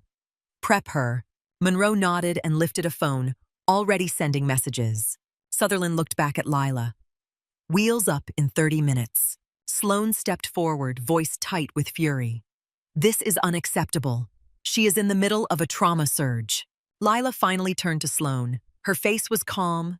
Her eyes were steady. You told me to stay in my lane, Lila said. My lane is wherever people are bleeding. Sloane's face went pale, then red. You are not leaving. You are not abandoning this department. Lila's voice stayed flat. I am not abandoning anyone. I am being reassigned by a chain of command you do not control. Sloane's hands clenched. You have no privileges to make that decision. Lila held her gaze. You did not give me privileges. You gave me inventory. Sloane looked like she might speak again, but the ER alarms pulled her attention back. A patient in Bay 1 started desaturating. A nurse shouted for airway. Sloane's jaw clenched, and she pivoted back into the chaos because lives were louder than pride. Lila turned to Jack. He stood in Bay 4 tube, seated now, eyes fixed on the monitor as the oxygen saturation climbed. He looked up when he felt her gaze. Their eyes met across the room. Lila walked to him with quick, controlled steps. Bay 5, she said quietly, close enough that only he could hear. Ruptured diaphragm. Do not wait for permission. Get her to OR 1 now. Jack's throat bobbed. He glanced toward Bay 5, saw the pooled blood, the stillness. No attending, he said. Lila's eyes held his. You know what to do. Jack nodded, once the nod of someone stepping onto a line that could ruin him or save someone. I will take her, good, Lila said. She turned and walked toward Bay 2, where Grant stood, stiff needle in his hand, face pale. Grant watched her approach like she was a storm. His pride had nowhere to go now. Lila stopped beside him and looked at the patient's chest at the angle of Grant's needle. Correct it, she said. Grant's jaw tightened. I was about to. Lila's eyes did not change. Correct it now. Grant adjusted hands, shaking less when he did what he was told. He inserted. The hiss of air sounded again, smaller than before, but still life-changing. The patient's breathing eased. Grant stared at the monitor as numbers improved. He swallowed hard. He did not look at Lila. You did not have to humiliate me. Lila's voice stayed quiet.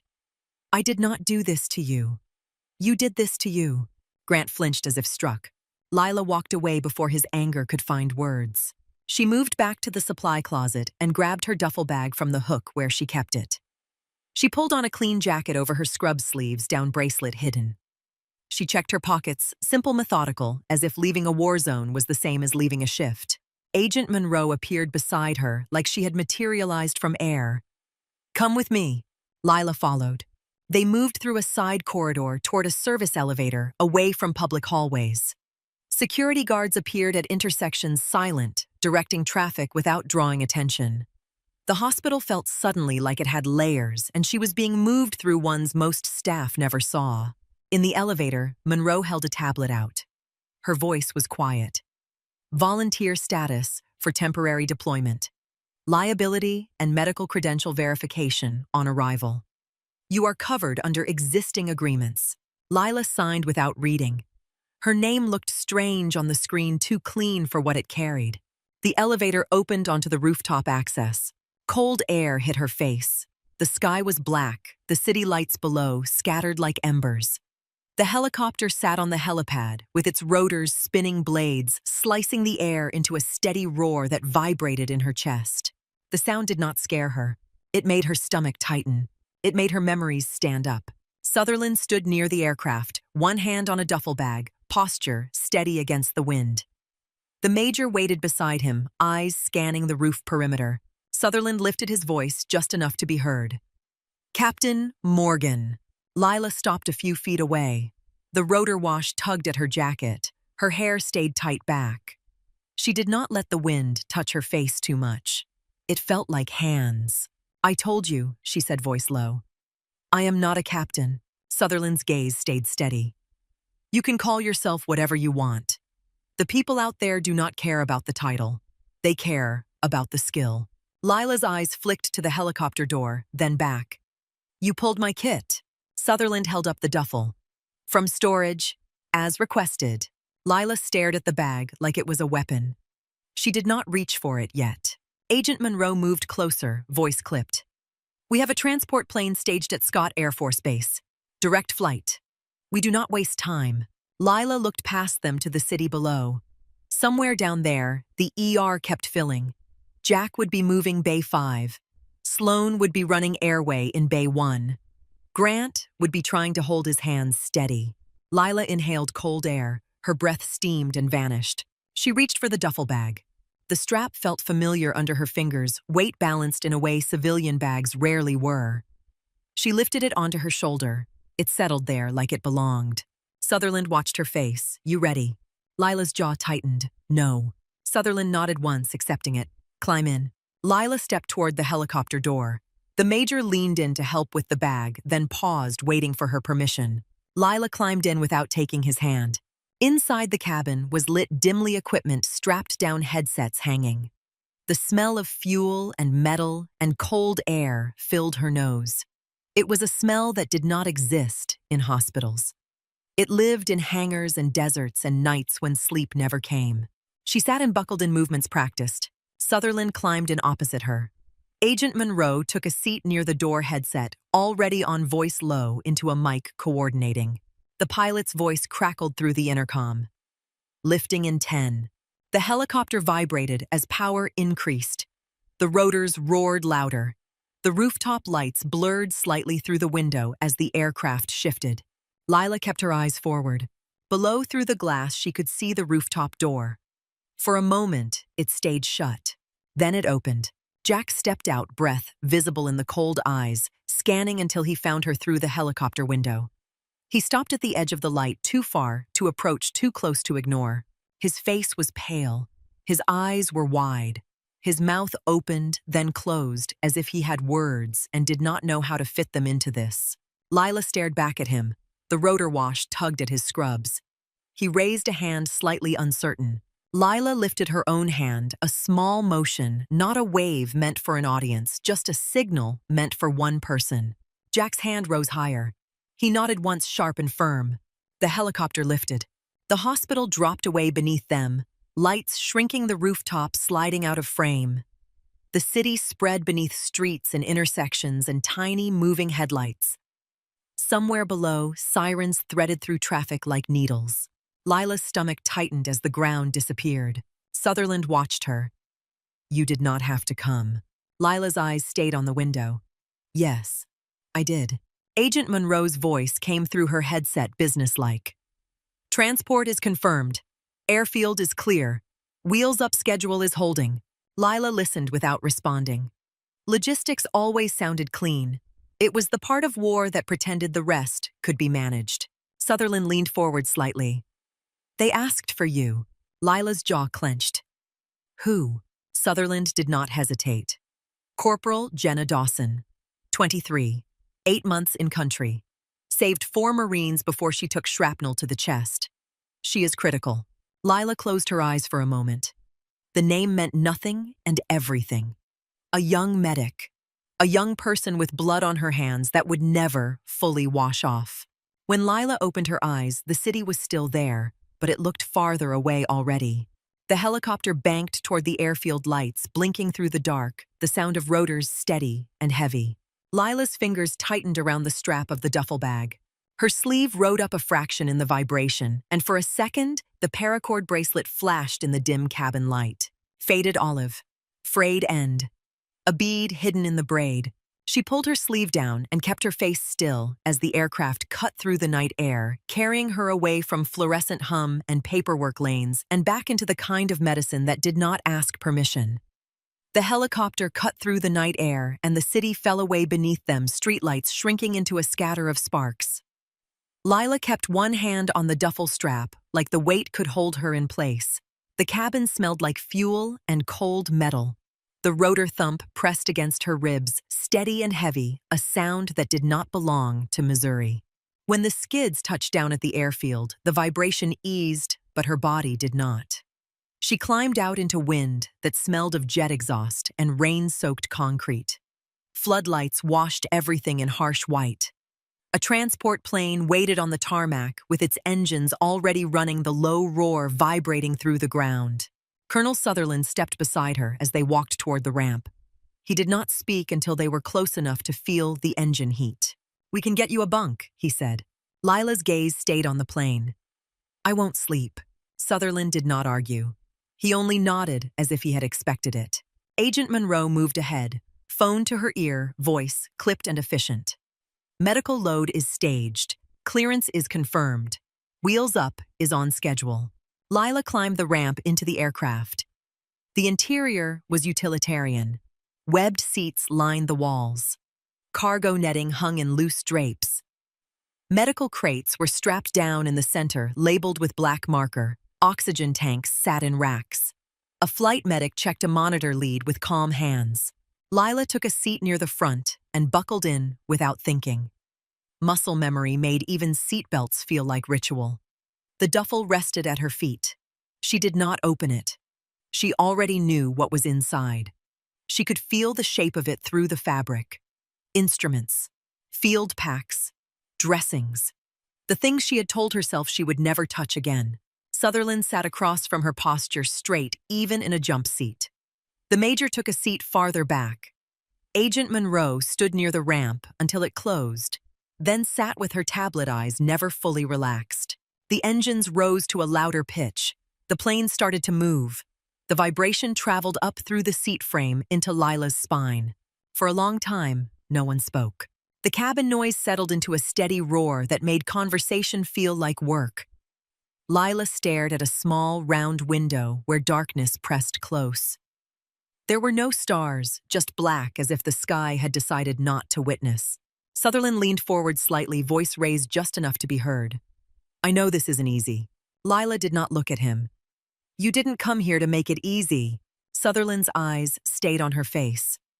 "Why did you ask for full access to your civilian ER when you return?" Lila's jaw tightened. "Because I'm done being punished for staying quiet." Sutherland did not react. He waited patient, as a man used to waiting for answers from people who did not want to give them. Lila swallowed. "They used me like a pair of hands for paperwork. They kept me out of the work because it made them comfortable." Agent Monroe's fingers moved across her tablet, not looking up. "Comfort is a luxury. In both places." Lila's eyes flicked toward her. "And control is an illusion." Monroe finally looked up, gaze sharp. Illusions keep organizations running until they don't. The plane climbed. The pressure in Lila's ears shifted. She swallowed again and pressed her thumb into her wrist beneath her sleeve, feeling the braid of paracord. Sutherland watched the motion. "You still wear it?" Lila did not answer. Sutherland's voice softened. "They asked for you by name." "That does not happen often." Lila turned her head slightly. "Who told you my name still carried?"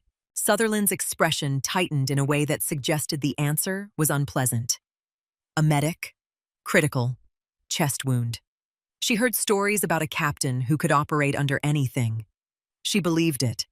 "When she started crashing, she asked if we could get you." Lila's throat tightened. "Stories." Sutherland nodded. "Reputation doesn't die easily. Not out there."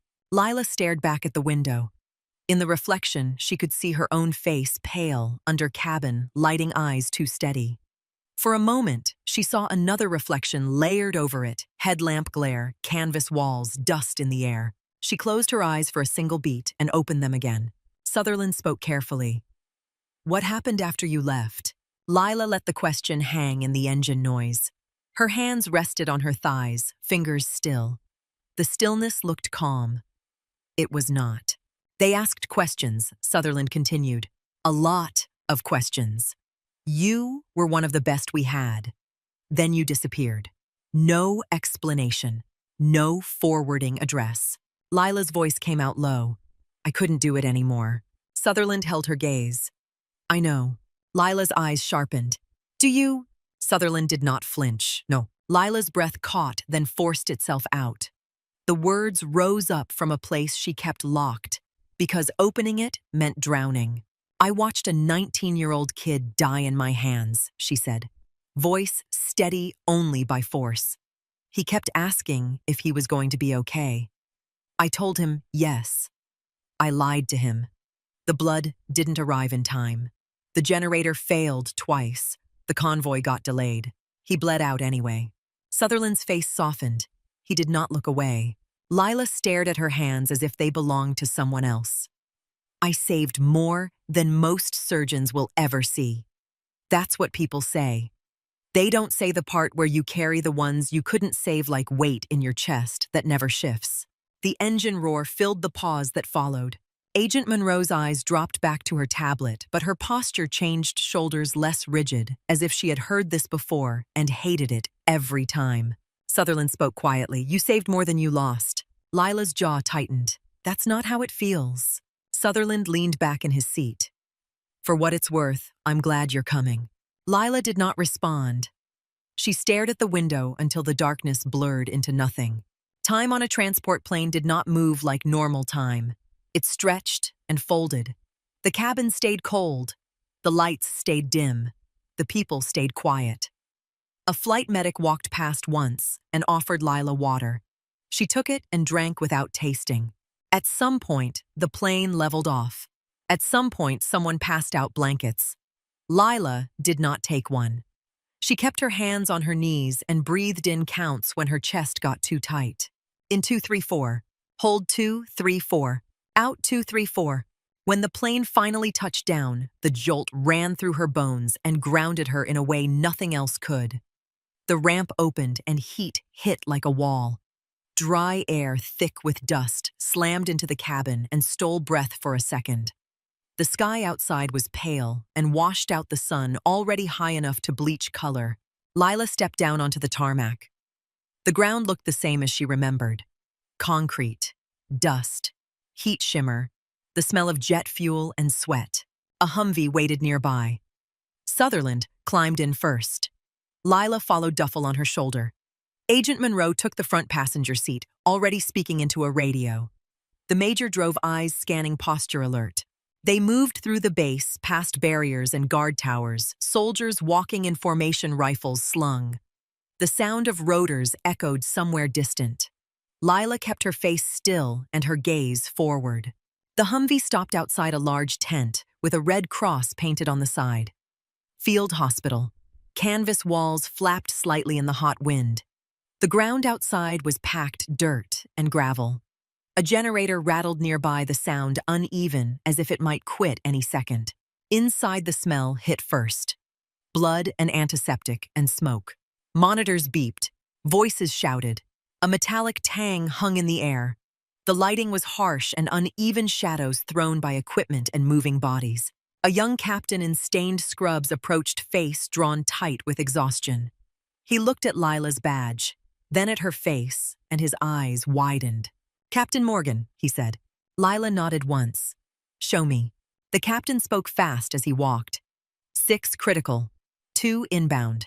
We have burns, shrapnel, blast injuries. We are overwhelmed. We have no chest surgeon. We have no one comfortable opening. Lila's grip tightened on the duffel strap. "Where is Dawson?" The captain pointed toward the back. "Bay 4. She's stable for now, but she needs thoracotomy.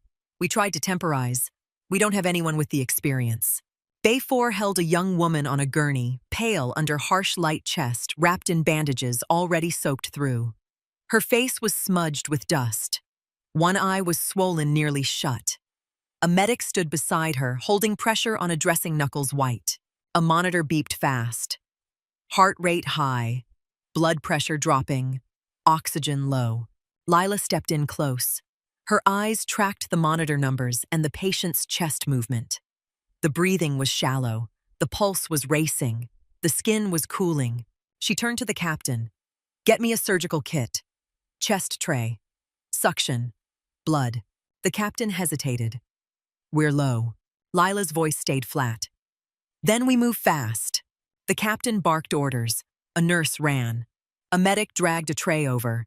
Someone shoved a headlamp into Lila's hand out of habit, then realized there were lights and looked embarrassed. Lila took it anyway. She pulled on gloves. The snap of latex sounded loud in the tent. The medic holding pressure looked at her like she was a lifeline. "She's been asking for you." Lila did not react. She leaned over Dawson, eyes on the chest dressings. She could see the rhythm of blood seeping through, stubborn and steady. "Jenna," Lila said quietly, not because she expected the patient to respond, but because names mattered out here. "I'm here." The captain stared at her. "You know her." "I don't," Lila said, and then she nodded toward the tray. Scalpel.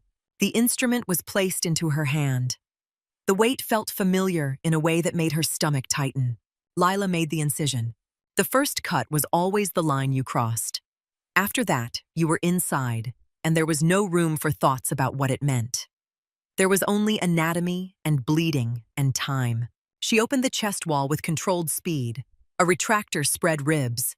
The sound of metal on bone made the nurse flinch. Lila did not. Blood welled. She suctioned and leaned in.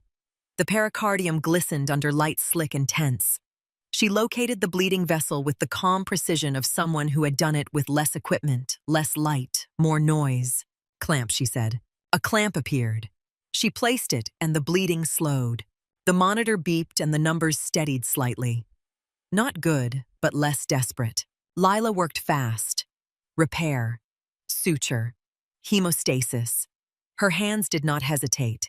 The tent around her could have been silent or under fire. The work stayed the same. When she finally stepped back, pulling off her gloves, Dawson's breathing was more even. The medic exhaled a breath he had been holding too long. The captain stared at Lila like she had pulled the sun out of the sky. That was incredible. Lila did not respond. She walked out of the tent, into the shade beside a stacked pallet of supplies, and sat on a crate. The heat pressed down. Dust coated her tongue. Her hands started to shake now that the immediate crisis had eased. She pressed them flat against her thighs until they steadied. Sutherland found her 20 minutes later and sat on a crate beside her without speaking. The bass noise hummed in the background. A helicopter rose somewhere distant. A soldier shouted. A generator stuttered and caught itself again. "She's going to make it," Sutherland said. Lila nodded once. "Good." Sutherland studied her face. "You did good work." Lila's voice was quiet. "It's what I do." Sutherland's gaze softened.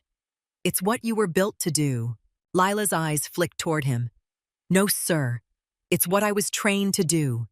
"There's a difference." Sutherland was quiet for a moment. He did not argue. He simply watched the dust move across the ground in a thin wind. Then he spoke again. "Why did you really leave?" Lila stared at her hands. They were clean now, but she could still feel the warmth of blood, the weight of tissue, the pressure of a clamp closing. She did not answer right away. Sutherland waited. Lila's voice came out low, almost a whisper, but steady. Because I started forgetting their faces. Sutherland's brow furrowed. The ones you lost. Lila nodded slowly. I could remember the injuries, the procedures, the outcomes. I could recite them like math. But the faces started to blur, and that scared me more than anything. She swallowed. Her throat felt raw. I didn't want to become someone who could forget, she said. Sutherland nodded slow and heavy. So you left. Lila exhaled once sharp. So I left. A medic ran past them calling for suction inside the tent. Lila stood immediately, body moving before her mind finished processing. She walked back inside without a word. For the next days, time dissolved into work. The tent filled. The tent emptied.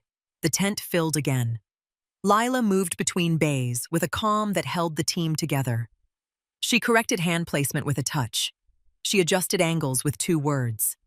She taught without making it feel like teaching, because out here, you learned or you died. One night, the generator sputtered and the lights flickered. The room tensed like prey. Lila snapped her headlamp on without speaking. The beam cut through the dim like a promise. The staff exhaled and kept working. A young medic with blood on his sleeves stared at her hands during a chest repair and whispered, "How are you not shaking?" Lila did not look up. "I am," she said. "I just don't let it drive." Sometimes they saved them. Sometimes they did not. On the second day, a soldier younger than Dawson came in with injuries too massive. Lila took one look and knew the truth. She still worked, still tried, still pressed her hands into the fight until the monitor flatlined anyway. When the room fell silent, Lila stood there for one beat too long, headlamp beam fixed on a chest that no longer moved. Her breath caught. The old familiar weight pressed into her sternum. Then she turned away, peeled off her gloves, and walked outside into the dust. Sutherland followed her out and did not speak. He only stood beside her while she stared at the horizon and forced her breathing into counts. In 2, 3, 4. Hold 2, 3, 4. Out 2, 3, 4. By the end of 72 hours, Lila's body felt hollowed out. Exhaustion pulled at her bones. Dust clung to her hairline. Her hands were steady anyway. On the day they left, Dawson was still alive. Still critical, but alive. Lila stood at her bay for a moment, watching the rise and fall of her chest, the beep of the monitor steady enough to be a comfort. The medic who had first held pressure on her dressing stepped up beside Lila, eyes tired. "She asked again," he said softly. "She asked if you'd come back." Lila's throat tightened. She looked at Dawson and then at the medic. "Tell her she did the hard part," Lila said. "Tell her she kept people alive. That's what matters." The medic nodded. "Yes, ma'am." Back on the transport, the heat faded into cabin cold again. Lila sat strapped into a jump seat with her duffel at her feet. Sutherland sat across from her.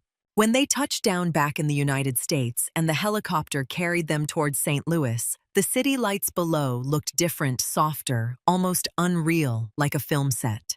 The rooftop helipad came into view and the rotors beat the air into a familiar vibration. The skids touched down on concrete. The sound settled. The door opened. Cold air hit her face. It smelled like winter and the city. Sutherland climbed out first and offered his hand. Lila took it. His grip was firm, professional.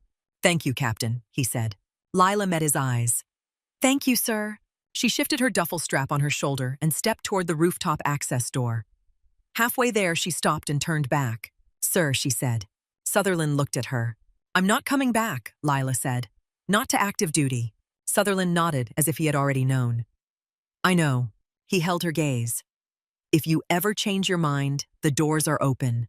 Lila's mouth tightened into something almost like a smile, small and sad. "I won't." Sutherland did not push. He only nodded again, then stepped back and let her go. Lila walked down the stairwell into the hospital. The fluorescent hum met her on the 3rd floor like it had never left. The hallway smelled of disinfectant and old coffee. Nurses moved between bays. A resident jogged past with a chart in hand. Ordinary chaos. When she reached the ER doors, the room inside was busy, but not burning. No soot, no mass gurneys, just the steady rhythm of a trauma center on a weekday morning. It should have felt easy. It did not. Jack saw her first. He stood near Bay 2 with a tablet in his hand. He looked up, froze, then crossed the distance in 3 quick steps, stopping a few feet away as if he did not know what distance was allowed. "Lila," he said. She nodded once. "Jack." His face shifted between relief and disbelief. "You're back." "I'm back," she said. He swallowed. "How was it?" Lila held his gaze, then looked past him at the bays. "Hard," she said. "Necessary." Jack nodded, words caught in his throat. Then he found one. "We saved the woman from Bay 5. Lila's eyes sharpened slightly. "Ruptured diaphragm." "Just like you said," Jack replied. "She's in ICU. She made it to OR. Lila exhaled slowly. "Good."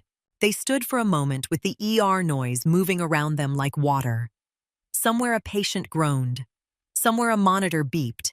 Somewhere a nurse laughed quietly at something that did not matter. Jack's eyes searched her face. "They've been asking about you." Lila's mouth tightened. "I know." Jack hesitated. "Sloane's looking for you."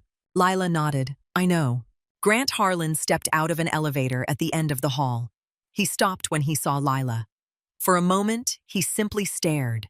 His face looked tired in a way it never had before. Not sleep-tired, ego-tired.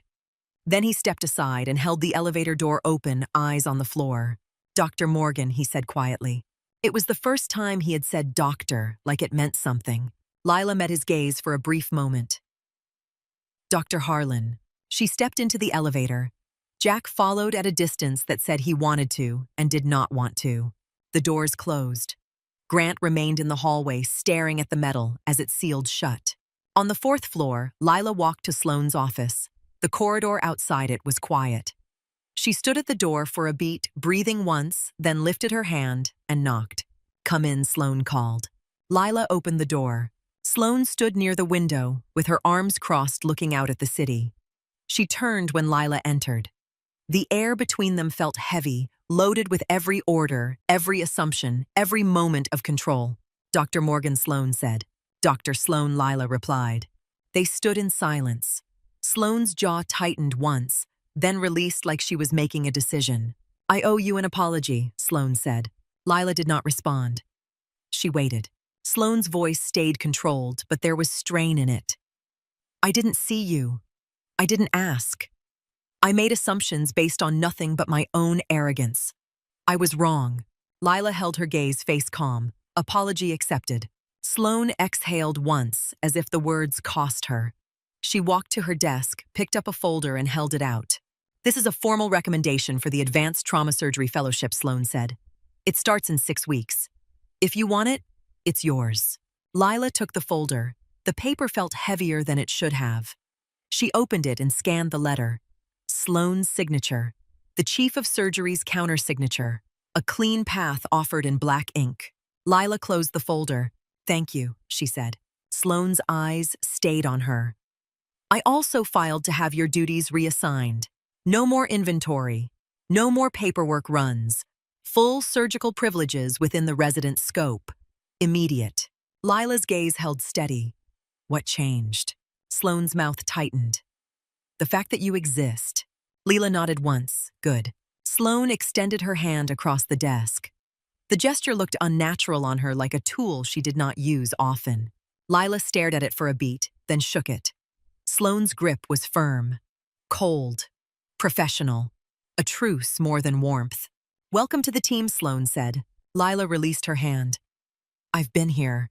Sloane's eyes flickered, and for a fraction of a second, something like respect surfaced. Then it was gone. Lila left the office and walked back into the hallway. The fluorescent lights hummed overhead. The hospital smelled like antiseptic and coffee, and something faint and metallic that never fully left. In the surgical prep room later that afternoon, Grant stood at a sink, scrubbing in his eyes on his hands like he did not trust them. Lila restocked a tray nearby, moving instruments into order with quiet precision. Grant cleared his throat. "Dr. Morgan." "Dr. Harlan," Lila said without looking up. Silence stretched between running water and the scrape of a brush on skin. Grant spoke again, voice lower. I was wrong about you. Lila continued arranging clamps. We all make mistakes. Grant's jaw tightened. Not like mine. Lila's hands paused for the first time. She looked at him. Then say it. Grant swallowed. I froze. That day, Bay 3. If you hadn't stepped in, he would have died. Lila's gaze stayed steady. He didn't. Grant's eyes flicked up, raw and unguarded. Because you did. Lila's expression did not soften, but her voice did not cut either. You're still here, she said. That means you get to learn. Grant stared at the water running over his hands. I want to. Lila nodded once. Then listen. Grant exhaled a breath that sounded like relief and fear at the same time. I will. Lila turned back to the tray. Next thoracotomy is yours. Grant's head snapped slightly toward her. What? Lila's voice stayed even. You'll do it. I'll supervise. Grant's throat bobbed. He nodded slowly, not confident but willing. In the resident lounge the next morning, the mood had changed. The whispers were still there, but they carried less sharpness. Curiosity mixed with respect. A few residents looked up when Lila entered and held her gaze instead of looking away. One of them stood young and nervous, hands twisting the edge of a notebook. Dr. Morgan, he said. Would you show us some techniques? We heard. Lila stopped and looked at him, then at the others. Their faces were eager, not hungry for gossip, hungry for skill. She nodded once. Skills lab, she said. 6 a.m. A ripple of surprise moved through them. Then excitement. Lila walked out before they could thank her. At 6 in the morning, the training room smelled of plastic and antiseptic. 8 residents sat in a row, eyes forward. A simulation torso lay on the table. Instruments were arranged in clean lines. Lila stood at the front with a scalpel in her hand. The room quieted without her asking. The first thing you learn in trauma, she said, voice calm, is that nothing goes according to plan. She made an incision in the simulation skin, clean and precise. The second thing, she continued, is that your hands can't wait for your feelings to catch up. A resident raised a hand, then lowered it again, unsure. Lila looked at him. Ask. He swallowed. How do you stay calm? Lila paused. The question hung in the air. She set the scalpel down on the tray. I don't, she said. I do the work anyway. The room stayed silent. They leaned in, not because she demanded it, but because the truth sounded like something they could use. She picked the scalpel back up and continued. Show me your grip. She moved down the line, adjusting a hand placement, correcting posture, speaking in short sentences that carried weight. She did not lecture. She demonstrated. She made them repeat until their fingers obeyed. In the ER weeks later, a new rhythm started to take hold. Clear rolls, clear calls. Crash carts stalked the same way every time. A rapid response checklist taped inside drawer lids. The first 30 seconds of a trauma became a practiced sequence instead of a scramble. One night, an ambulance call came in for a high-speed rollover. The bay filled with motion. The patient arrived unconscious, airway-threatened, blood pressure unstable. Grant took the lead. Lila stood behind him, hands at her sides, eyes on the monitor, not interfering. Grant called out assignments in a voice that was steady enough to be believed. Airway here. 2 large bore lines. Pelvic binder. Fast scan, now. His hands moved, his angle was right, his grip was controlled. When the monitor dipped, he did not freeze. He adjusted. He listened to Jack's numbers. He made decisions fast enough to matter. Lila watched him and felt something shift in her chest that was not pride and not relief. It was simply recognition. A change made real. Later in the cafeteria at noon, Lila sat at the same corner table, but this time her tray had food she actually ate. Not much. Enough. Jack sat down across from her without asking. His coffee was hot. He did not touch it right away. Mind if I join? He asked anyway. Go ahead, Lila said. They ate in silence for a moment. The cafeteria noise moved around them like a tide. Nurses laughed quietly at another table. A resident complained about pager batteries. Ordinary life. Jack studied her face. You know you're a legend now. Lila smirked small. I'm not. Jack's eyes held hers. They've been calling you the ghost. Lila let out a quiet breath that was almost a laugh. That's ridiculous. Jack's mouth tugged up. It fits. Lila took another bite of food. She chewed slowly. She swallowed. It doesn't, she said. Jack did not argue. He watched her eat like it mattered. That evening, Lila stood on the rooftop as the sun lowered behind the city skyline. Orange and pink light spilled across the concrete. The air was cold enough to sting her lungs in a clean way. Below St. Louis hummed. Sirens rose and fell in the distance like a familiar language. Jack stood beside her, hands in his pockets, shoulders relaxed for the first time in weeks. They watched the city without speaking. After a while, Jack broke the silence. Do you ever think about going back? Lila's fingers touched the paracord bracelet at her wrist. Faded olive. Frayed end. A bead hidden in the braid. She stared at the skyline. No. Jack glanced at her. Not even part-time. Not even if they ask again. Lila's voice stayed calm. This is where I'm supposed to be. Jack's brow furrowed slightly. Why? Lila inhaled cold air and let it out slowly. Because here, she said, I can save lives without losing pieces of myself. Jack nodded once, understanding more than he said. A phone buzzed in Lila's pocket. She pulled it out and looked at the screen. A message from Sutherland. Heard about the new protocol. Proud of you. Lila stared at it for a beat. Then her thumb moved. Thank you, sir. She put the phone away. Jack watched her. He still calls you captain. Lila's mouth tightened into a small smile that did not carry joy, only history. He always will.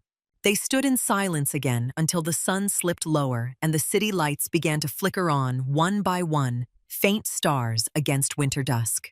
When Lila finally turned toward the rooftop door, she did not hesitate. She walked back down into the fluorescent hum, not to hide, not to disappear, but to work, because that was what her hands knew and what her mind could now tolerate. Outside, the air stayed cold and the city kept moving. Her phone buzzed again as she reached the ground floor exit. This time, it was Jack. Drink tomorrow after shift. Lila stared at the message and felt the smallest shift in her chest, like a knot loosening. Sure, she typed back. She stepped out into the night air and breathed it in. Stars were barely visible through city light, but they were there if you looked hard enough. Lila walked toward the street with her shoulders squared, not running, not hiding, moving forward one step at a time, while the city hummed around her.